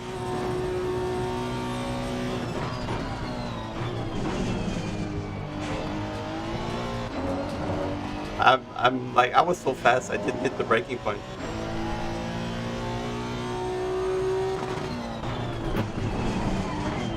Oh, good that I didn't finish this, so I keep a nice delta. I wonder if I need to change anything. Maybe I try something here. I want to put the brake bias further to the front because the braking into the hairpin is shit. This is going to be a crazy time.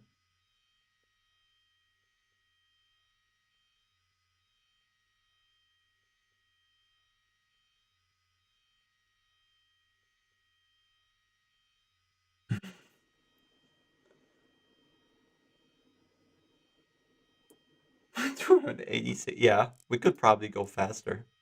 Because I didn't feel any particular monster oversteer somewhere that was scary or something. I was just scared of the front bottoming out. So I could probably... no, let's leave it. Everything was fine.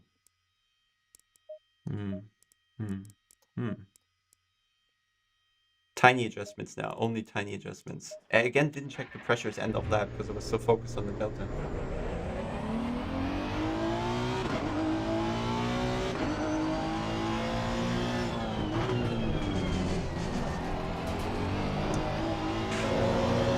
But yeah, the car must have slipped through the BOP control.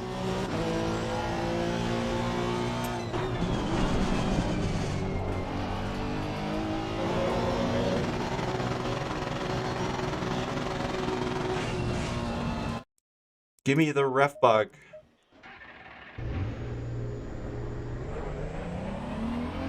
I took the wing off basically, Sergeant Vodka.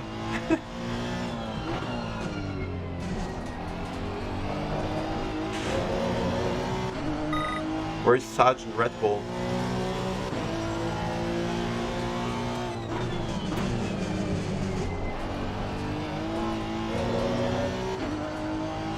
There you go. Oh, this is going to be a good sector one.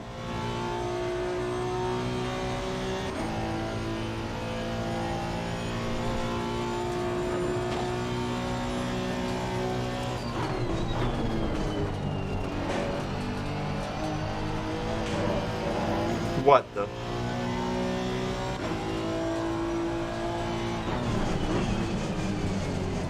I didn't even hit this corner.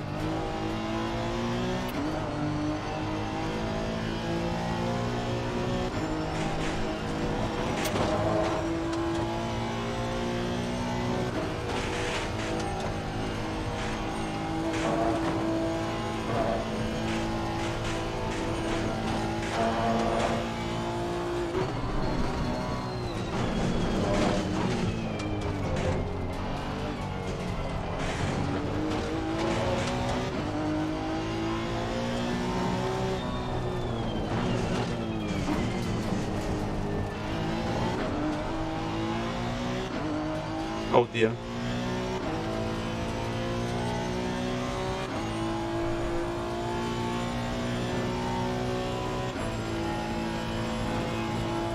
What do people say on the internet? Cargos bitte?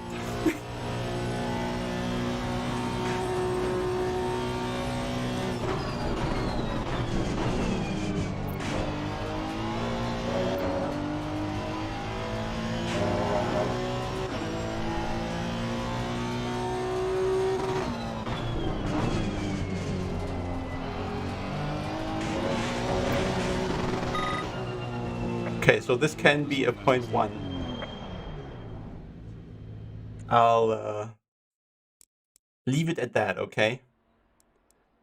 Because I can see the 58 if you go for the ultimate RNG lab, which is, yeah, okay. So there's BOP and then there's the NSX on top of it. Ridiculous. This needs fixing.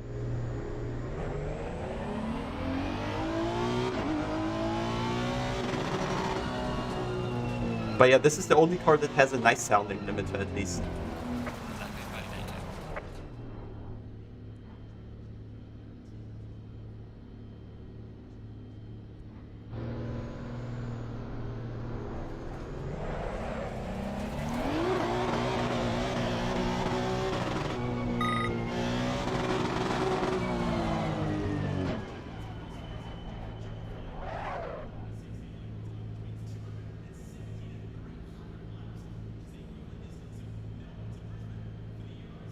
Safe car, Bathurst. I know. I think we just established the Honda as a safe and fast car. Even if you go slow, you'll still be fast.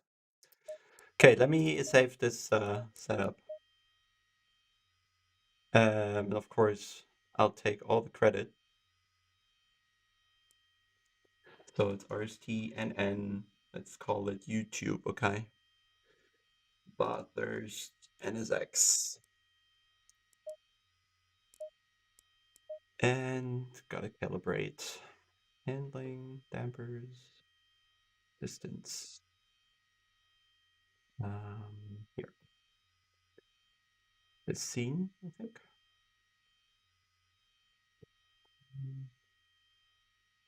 That's my damper data.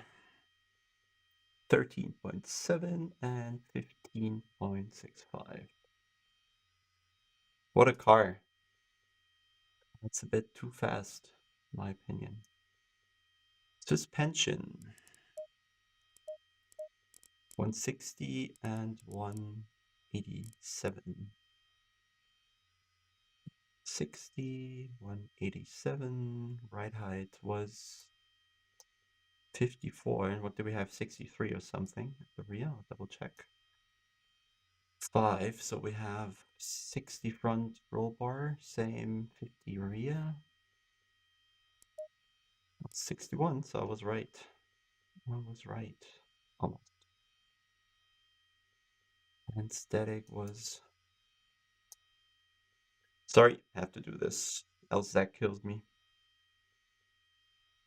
And the rear was 15.65. Saving that. Okay, I can't run a vote actually, but maybe just drop another combo we can do. No, I'll have to check the Discord what is pinned there because people have been requesting things. Where's my Honda folder? Never used it. And Xbox. Nice. And now save the lab, which is insane. 59.2. What the fuck, man? Honda Bathurst 152.2. That wasn't even a great last sector, right? Crazy. Copy paste the setup.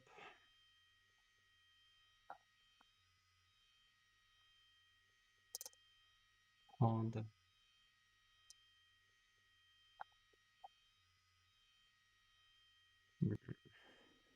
Damn it. Honda. Bathurst here. Replay saved. Okay, so these three will definitely be online somewhere this week. Okay. T300 Bathurst replay. Okay, so I got that saved. It's not a new setup. I just took the DSLR with some, I don't know, additional EOS driver, and then I can use the DSLR instead of the webcam. If I wouldn't be so lazy, I'd have some tape with a camera on the pedals. But then again, my brake pedal doesn't have any travel, so there's not really a point to do this. You see way more by looking at the input of the pedals from the game bars.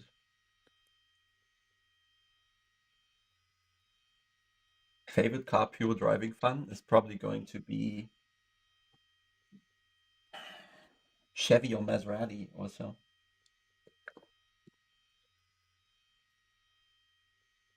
Not a particular fan of a Mercedes, to be honest. Drives quick, but nah. Okay, let me check the Discord.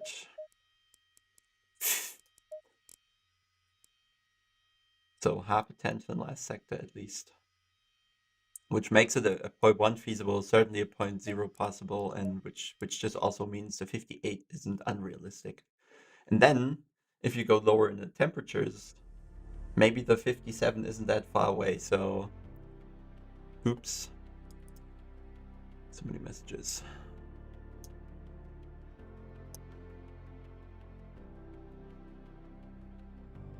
Oh, lost my mouse.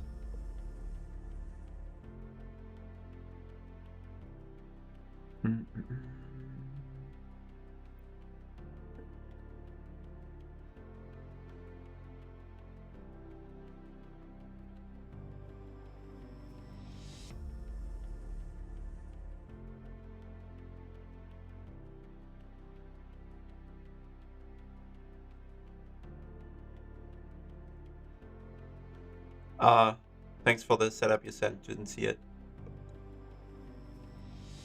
Box.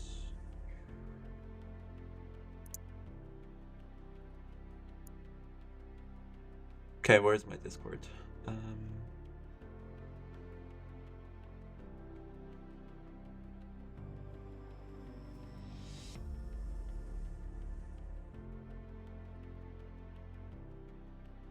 Where is the data channel? Data request. So let's see what the pins say. GD4 Laguna Seca. BMW Spa. Because we have competition there, can't do it. So I did check a couple boxes on Bathurst, so I'll check this off. Suzuki or Mercedes. I'm not good with Mercedes setups. BMW Bathurst. Well, don't want to give that away just now.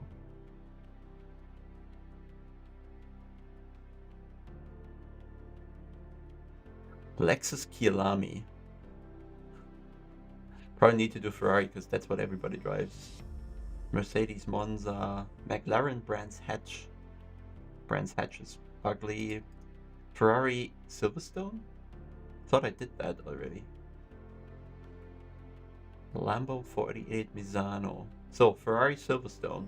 That's what I can agree on. Ferrari Silverstone is what I can do.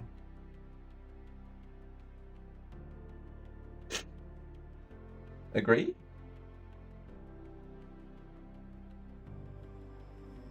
Bentley? Who drives the Bentley?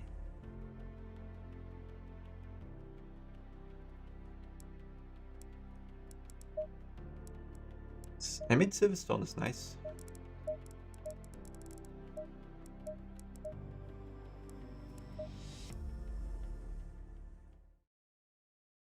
Bentley Barca, Bentley Imola, Eel. No, Imola is Imola takes a lot of laps just to hit the bumps right. So what set do they have? I've no clue whose setup that is. Let's go from there then, I guess. This doesn't look like a Ferrari setup. You want that negative rake usually. But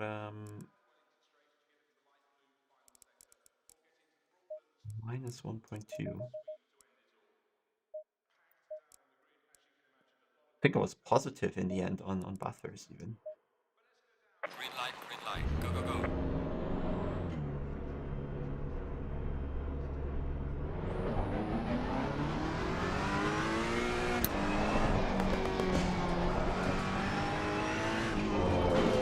This is definitely not my steering ratio, or is it? No. Better.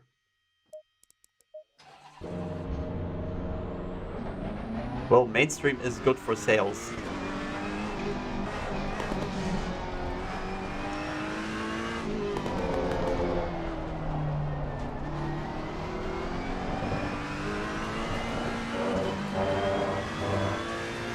Pressure's entirely wrong.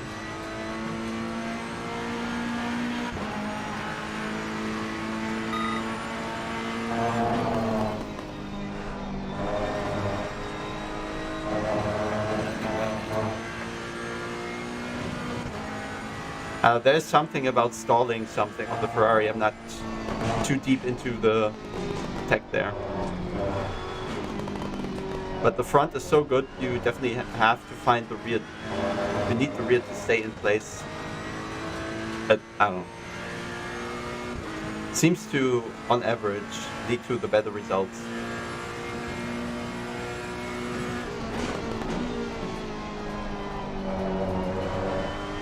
Okay, need more oversteer.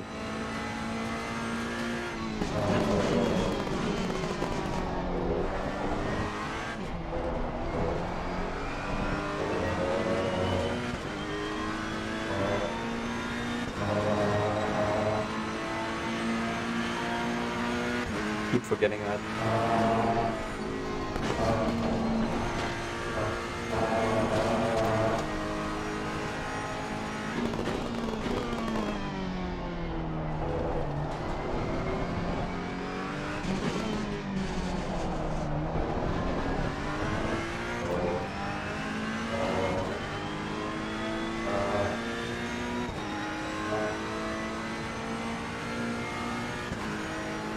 So pressure is about 0.3 down on all. Oh, nice.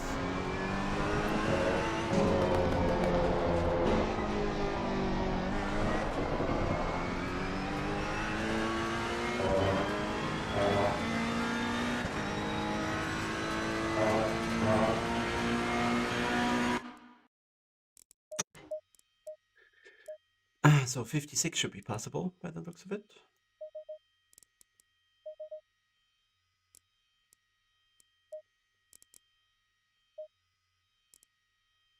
I don't see why we shouldn't use maximum on the front too.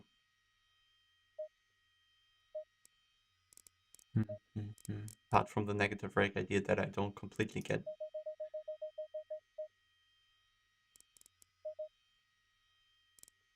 I just keep building the same setup on this car. Probably want something like this. Maybe we don't need as much.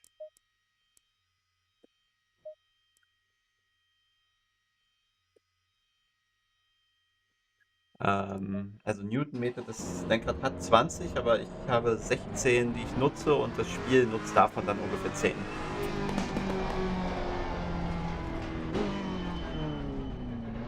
Yes, my force feedback is very strong. So it's something like 10 Newton meters peak or so, 12? Something in that range.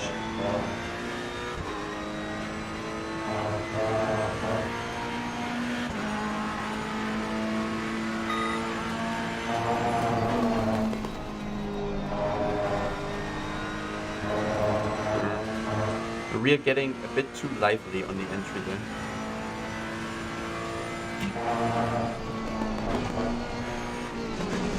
Yeah.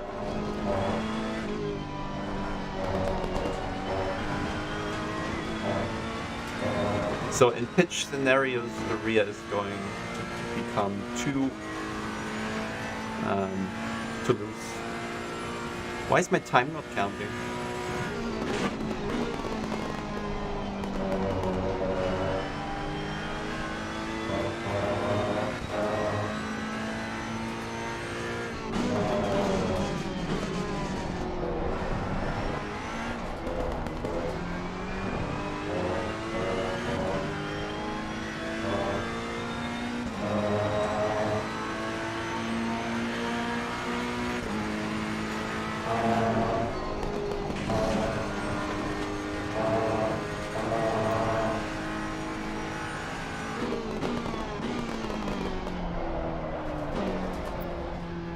You have to do something about the rear when it pitches.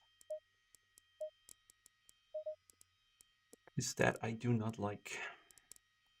Pitch a bit less by making a harder front spring. Pitch less by having more roll bar. Pitch less by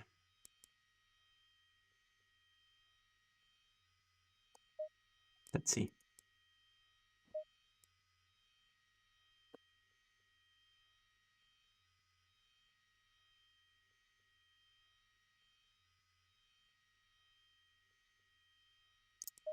Yeah, sorry guys for the two platform thing.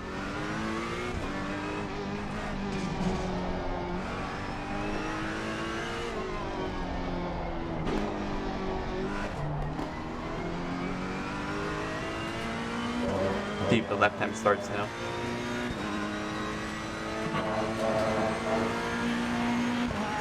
Yes.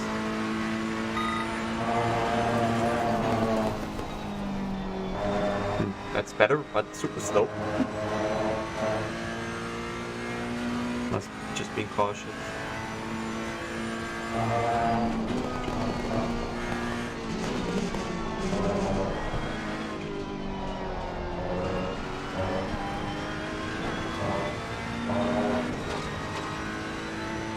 Maybe I should just load the buffer set.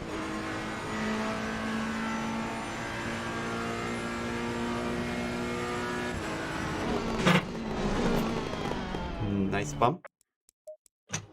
Didn't I just give him more ground clearance? Shouldn't have the bump become better? Why is that? I even had positive aero balance on. Yeah, we'll do it this way, I guess.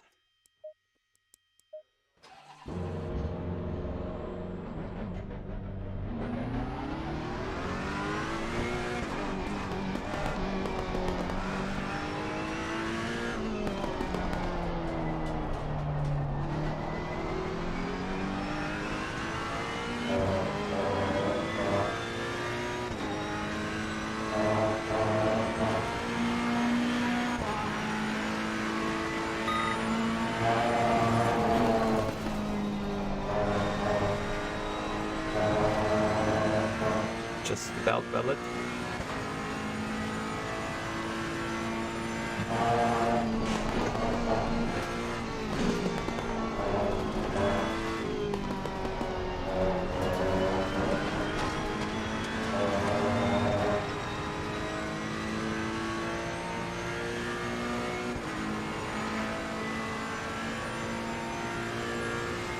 Yes, that's the wheel from the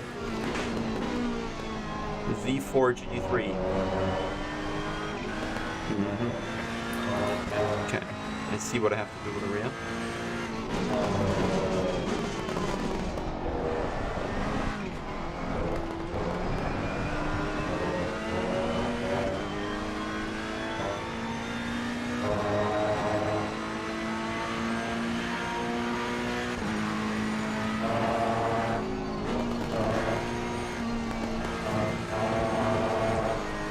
I'm just not happy at all with the setup.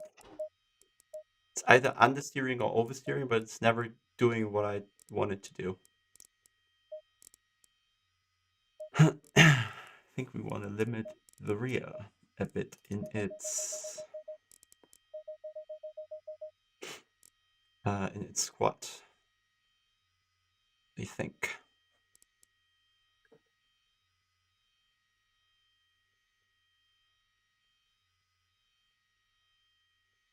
Yeah, like BOP changes just with a patch in, was it November or December? Not entirely sure. But I know, well, nothing. But I think there was something to the Ferrari as well, because I know that CDA guys have been driving quite a bit of rake on their setups, and it doesn't work anymore. So there might have been secret patches.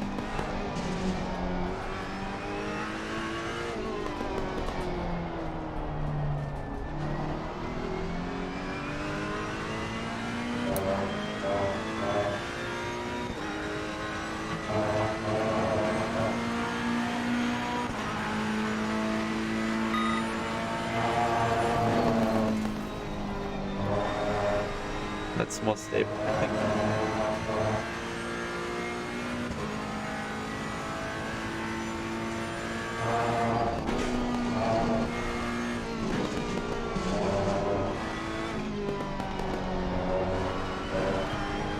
Oh boy. I think I have to do more of the same, because that felt good.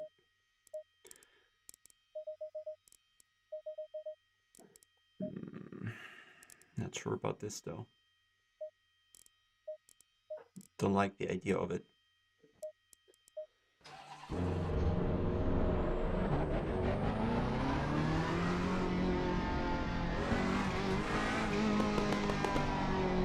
Where's the AC button? Who knows?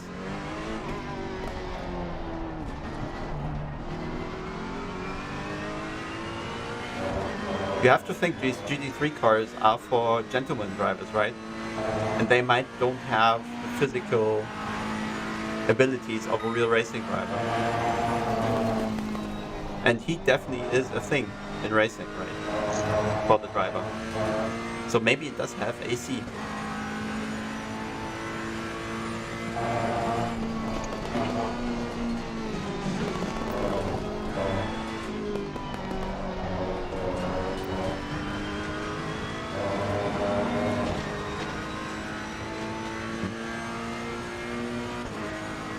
Just not going any faster.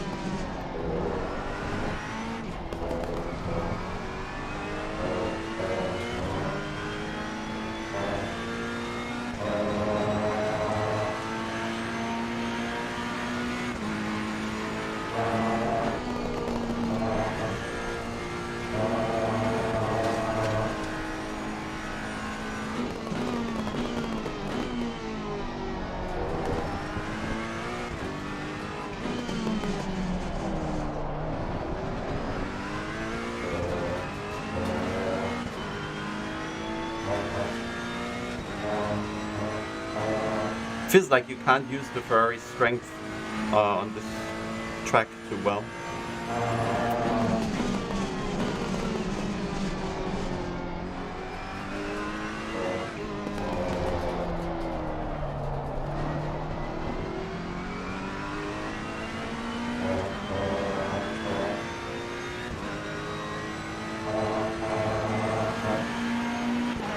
Hmm. 56, I should probably do that.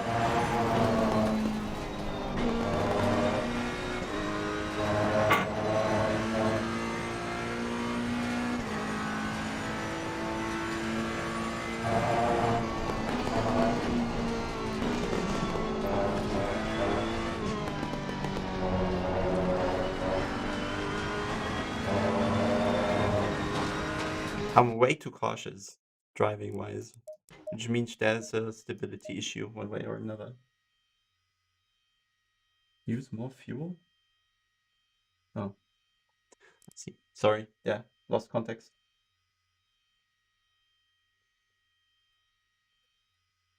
Yeah, I doubt we'll see DTM cars in ACC though. Exactly, because SRO doesn't run it.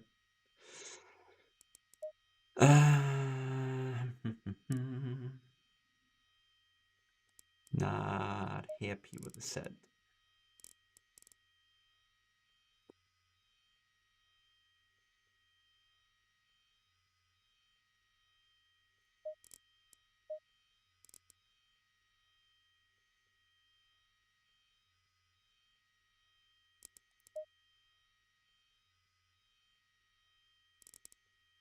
Temperature-wise.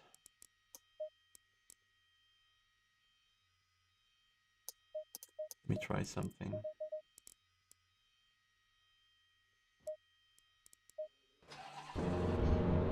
So the Casper makes it ultra responsive all the time, I have the feeling.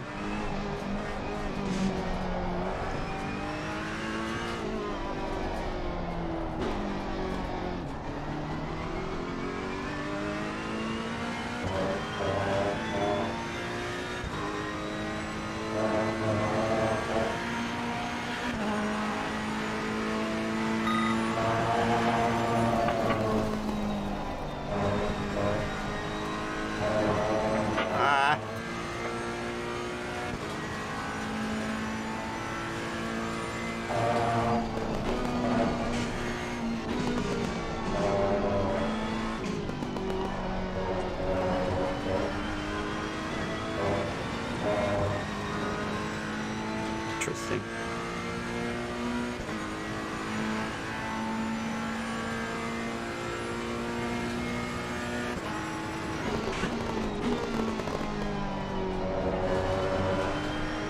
And on throttle, I just want more oversteer. But there seems to be endless grip on the rear.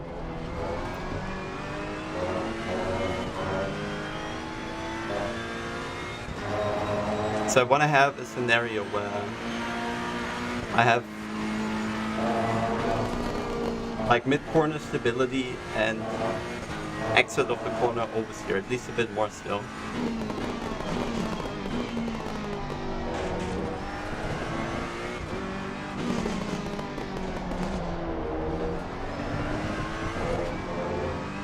I think I have an idea.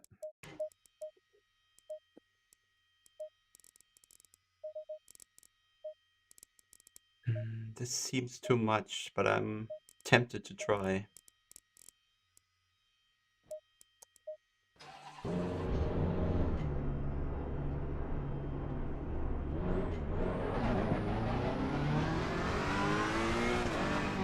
So with the caster you have also, I mean, depending on the suspension construction, you do get more camber as you turn more. And I have a feeling that we might just have too much camber going into some corners.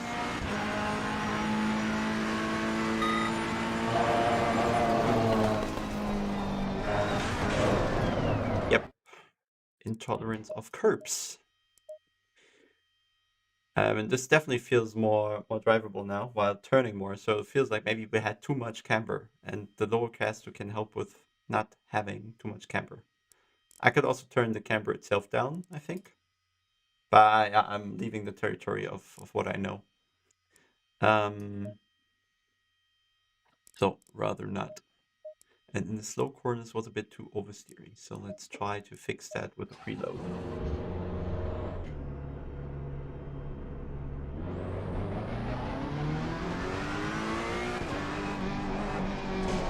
Also grundsätzlich Micha ja, aber ich glaube, man kann in ACC halt gar nicht zu viel Sturz einstellen. Das ist ja alles sehr limitiert, was wir machen können. Also das Ende der Werte, die wir hier einstellen können, heißt nicht zu viel oder zu wenig. Sondern wir haben sowieso nur eine schmale Bandbreite an Möglichkeiten.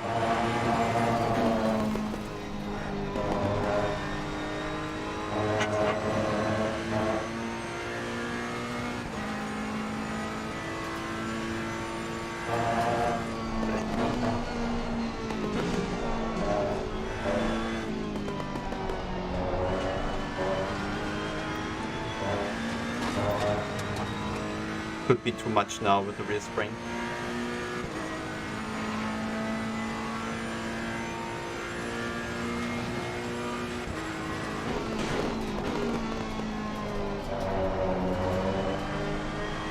Come on!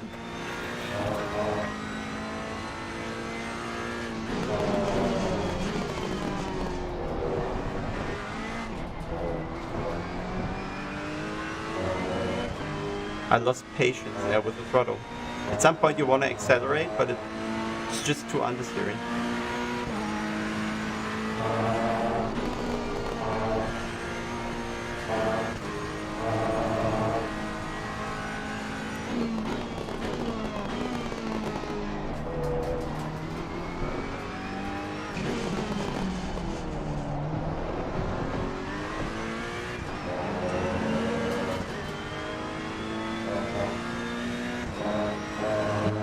Not really fast though.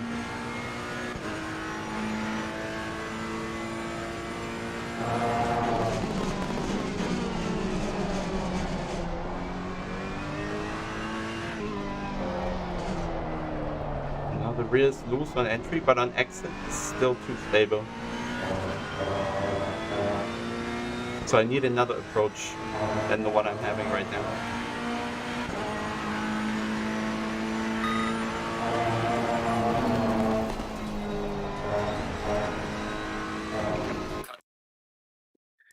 I hate this car.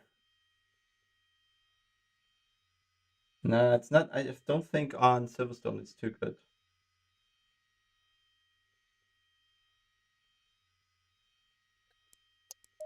The McLaren is like easy 56 low, and this is a lot more work here in the Ferrari.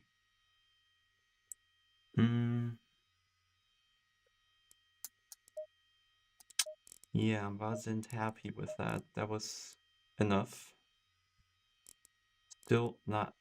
Still too much understeer though on the exit, and I don't really know how to figure it out except can make the rear higher, so it doesn't squat as much, but then becomes bad elsewhere. So I'm not having the right ideas right now to keep the car rotating on exit. I can't make it do it, I feel, without sacrificing something elsewhere. That's the problem. At least I don't see it right now. That's the thing. Each car in ACC has its own, well, quite depth of complexity. And you can't know them all.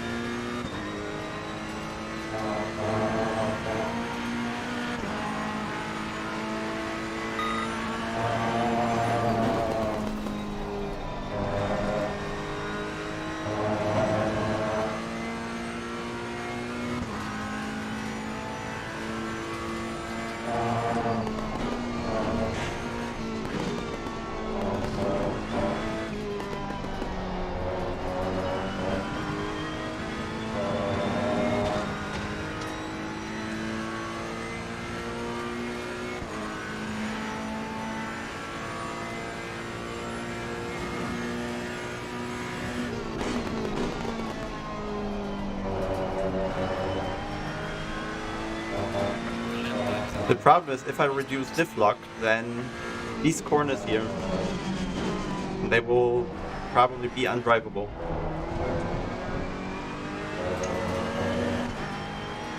We can. I just show you what happens when I do it. Let's see. Let's do something severe, okay? That's the problem. I don't see this as a viable option. No. The car has grip, no, regardless of the TC. It doesn't even interfere on the exit there.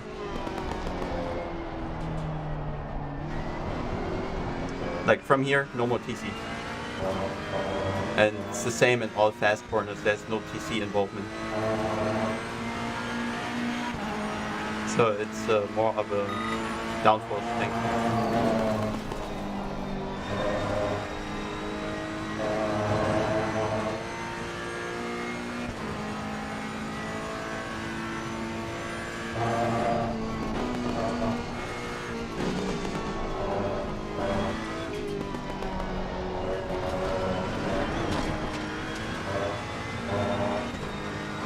Let's see, maybe the robot thing does work. You know, the bump stop range doesn't help me on corner exit. Because the car is pitching backwards, so I can't change the front bump stop range. It has no effect on corner exit.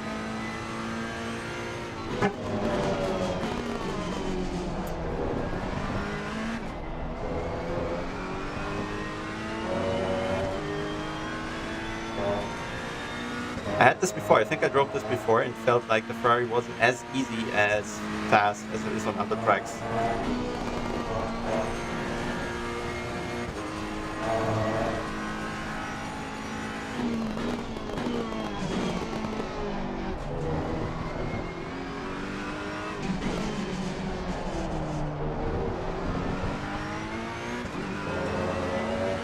Okay, so this corner is alone, max like 2/10. Just have to drive a proper first and second sector.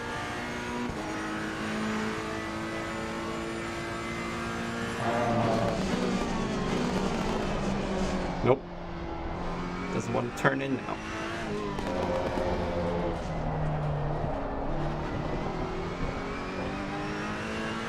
But it has potential.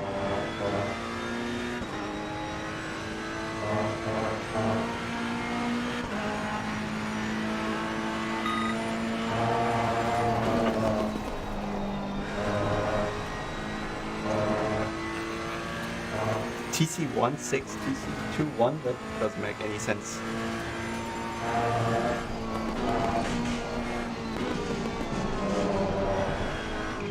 Why would I use that?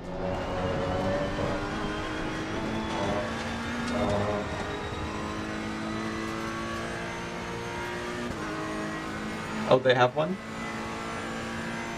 But I don't have access.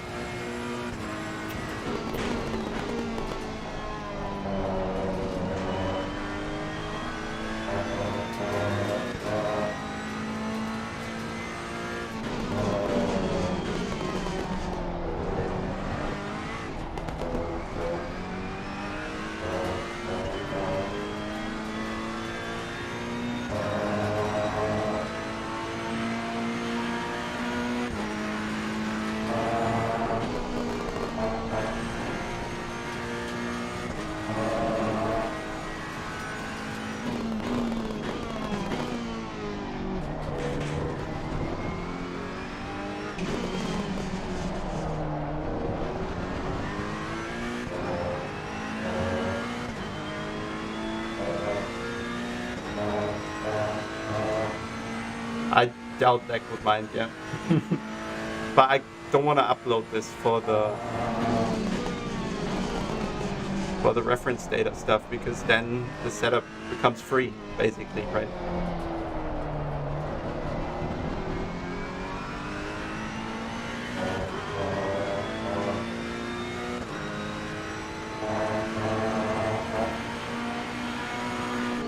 Nah, not happy with the 0.8. That's... I'm fast in other cars, like a lot.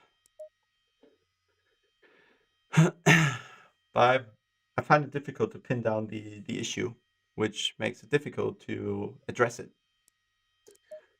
So while this did help here with the roll bar, try some more in that direction maybe, but set to the rear a bit more.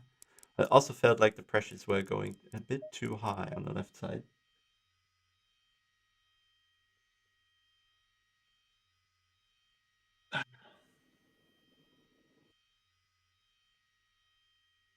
Yeah, you're right. I mean, send it over and I'll take a look. Without trying to show it on stream. How late is it, by the way? 3. Okay. So let's try finish this car on track and then have to call it a day.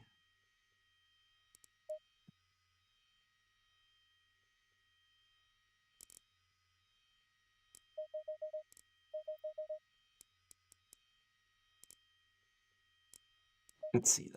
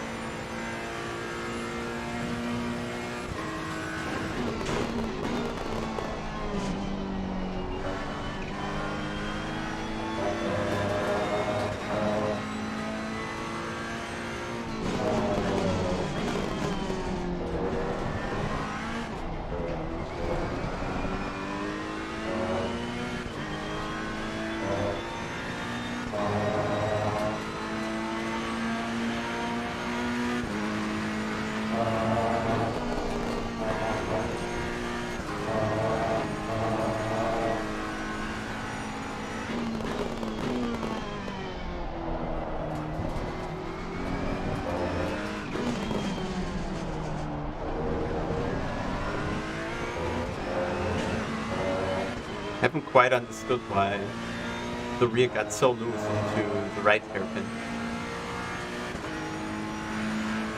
But I guess that's with a preload.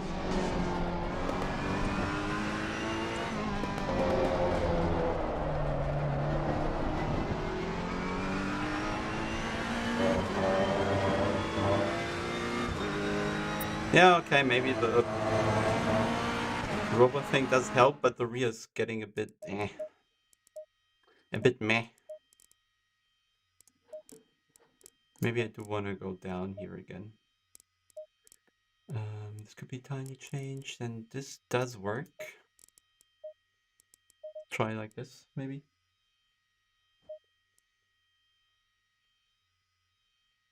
More roll rear and more preload would help without throttle oversteer. So I agree with the preload, not with the roll bar.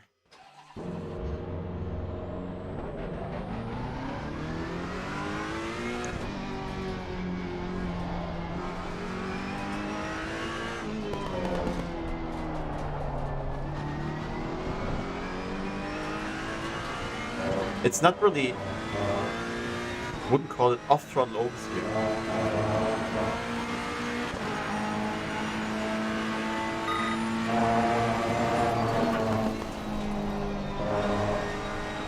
Because if anything, it's only prevalent in the slow corners, not in the fast ones when aero comes in.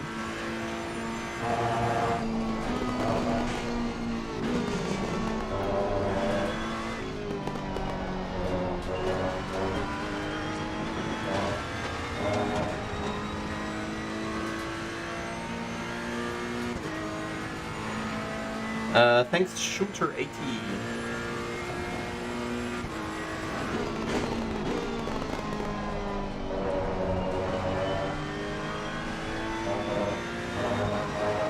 The RPMs are just a bit low out of this corner.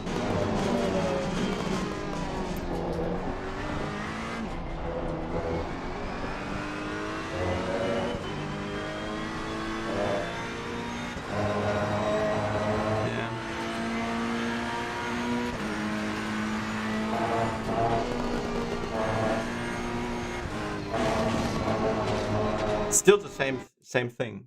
On throttle, it just doesn't want to rotate. So I can do something like this. Not a fan. Not a fan of the whole idea. I give it a few more tries, but sometimes I'm just stuck.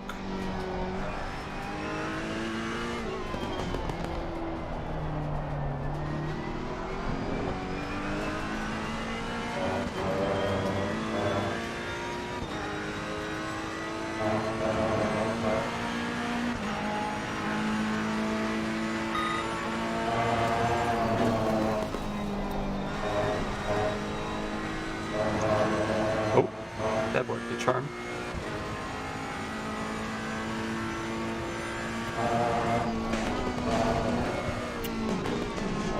And it's dangerous.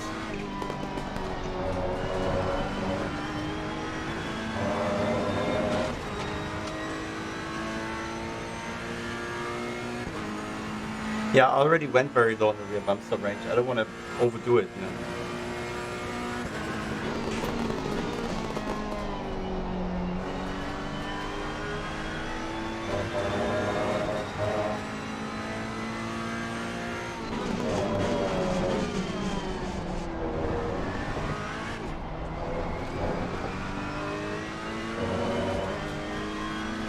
How did I lose so much time left? What did I do there in the first? I'm still comparing to the first lap.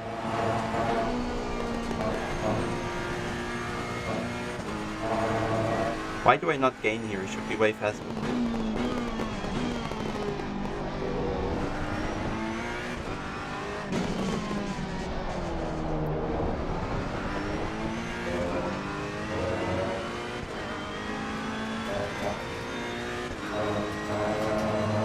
Okay, so little rake does seem to help.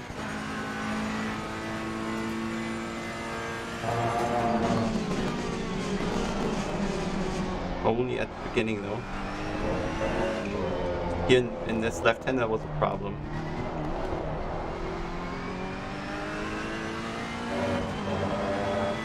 I'll try one more lap, maybe I can work around it driving wise.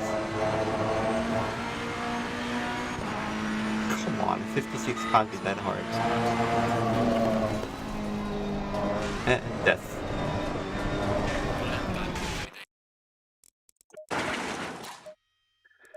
So the rake, it does help a bit,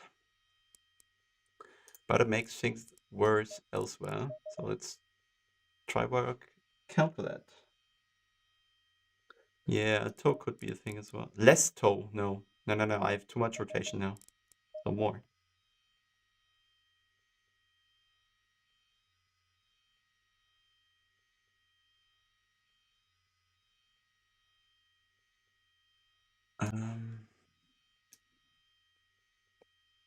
So what I do is I will send the furry setup from Zach, and I'll not look at it, just drive and see if it takes me anywhere.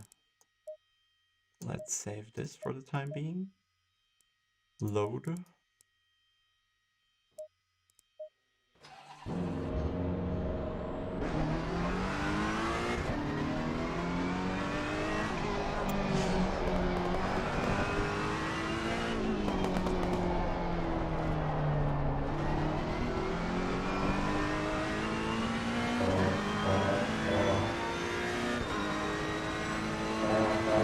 Okay, he's definitely wanting way higher caster. I can feel it just by the forces on the wheel.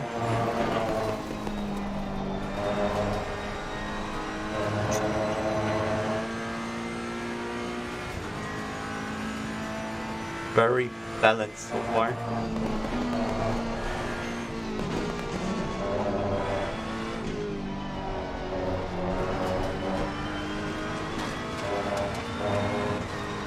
No near death. But also no time gain so far.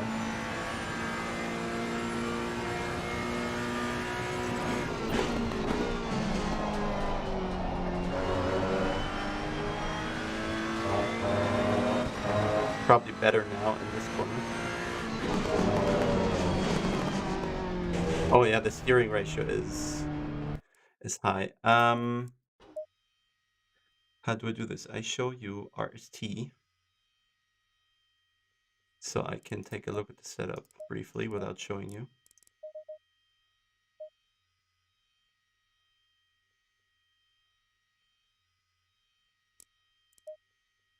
We went too far off, but the tiny differences seem to make a lot of difference. Let's say it this way.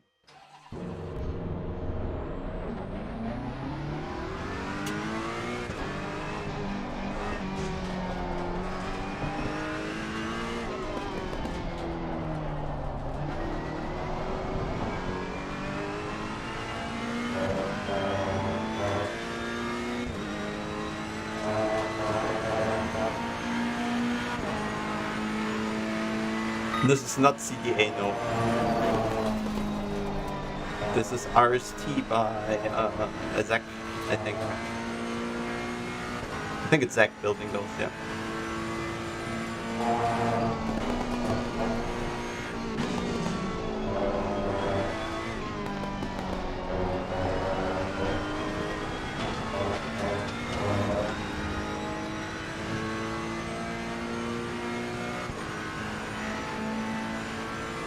Yes, exactly, Murph.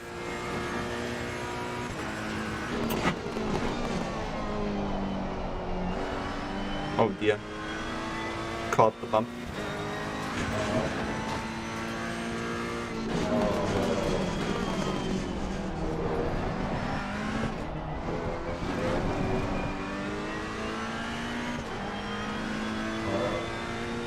Have to adapt a few laps to the set, I think.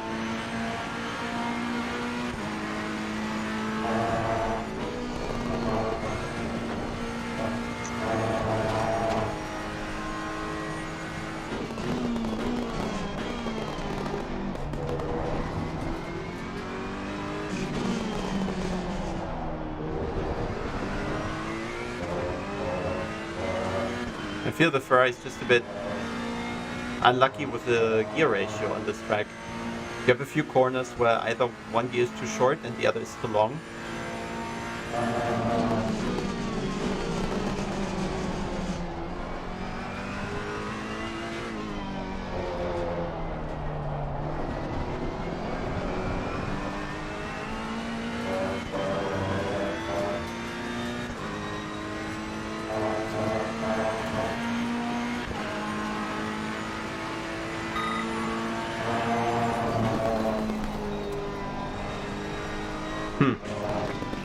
Maybe have to, do steer ratio a bit differently at least.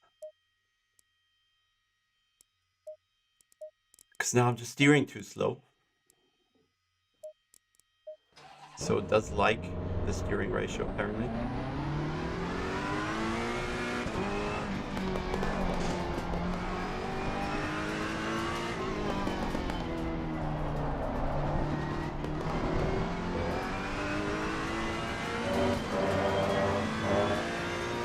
I just don't like how the car behaves with a high steering ratio. Sorry, with a low steering ratio.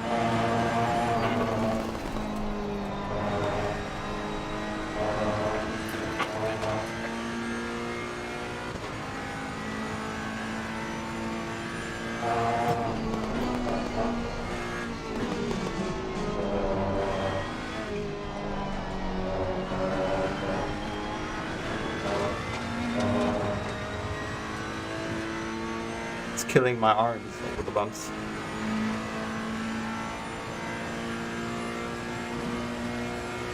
I'll check.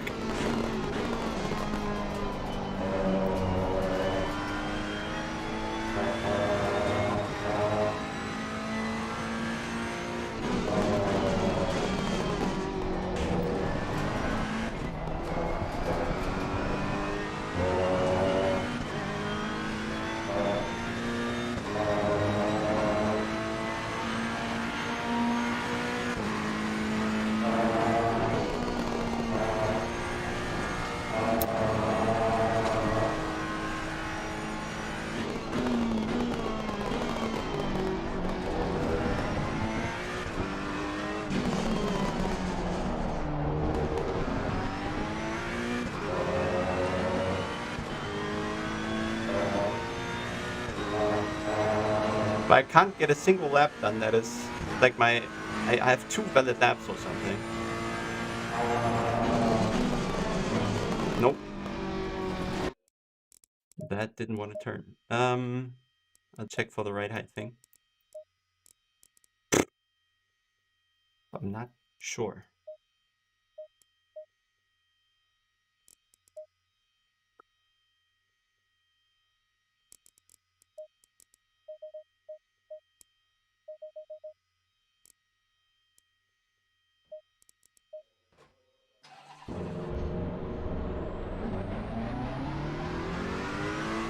Hey Black, yeah, I was doing some RST data and I always make the same mistakes of starting to drive the Ferrari that I don't fully understand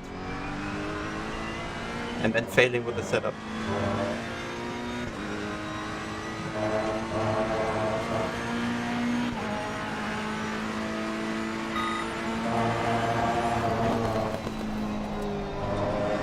But we did a few nice things on butters.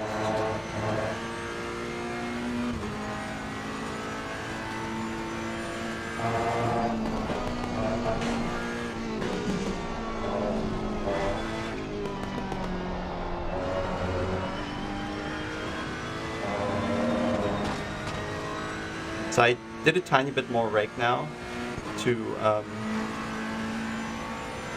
address the lower fuel load.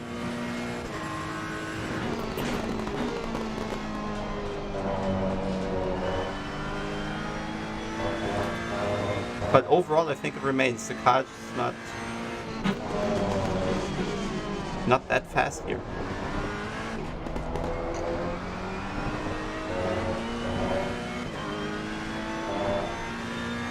Hello. Hello. How's the Ferrari? Shit.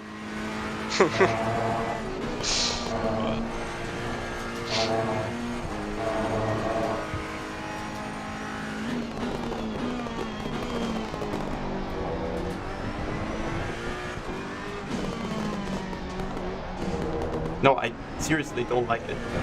No matter how I set it up, it's always not fast. And that's why you On start Silver- doing weird things to make it faster, but it's not fast. On Silverstone or Yeah. Can't change the facts.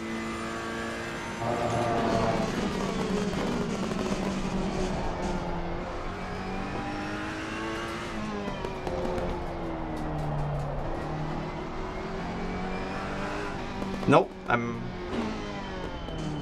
losing the fun. quite interesting though, because the Ferrari is normally such a strong car in Yeah. these high speed corners. Yeah, it's definitely good everywhere, but it just doesn't wanna work properly here. Like even if I take my combined best sectors, best I can do is a 56.7, Mm.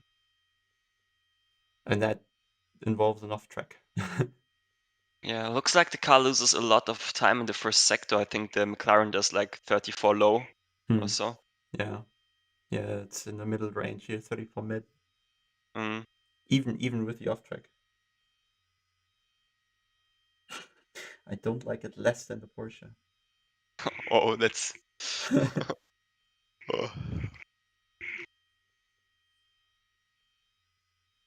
No, the Ferrari is fast in general, but it's not fast here in Silverstone. It's not about getting used to. It was easy to be super fast on Bathurst, for example, but I don't think it's outright fast on Silverstone. That's it.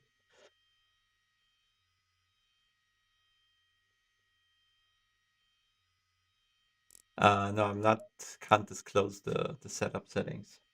Somewhere between 0 and 13, I think. Raise the right hand and bump stops. Yeah, guys, if I take all your tips for setup, then we're probably driving a monster truck.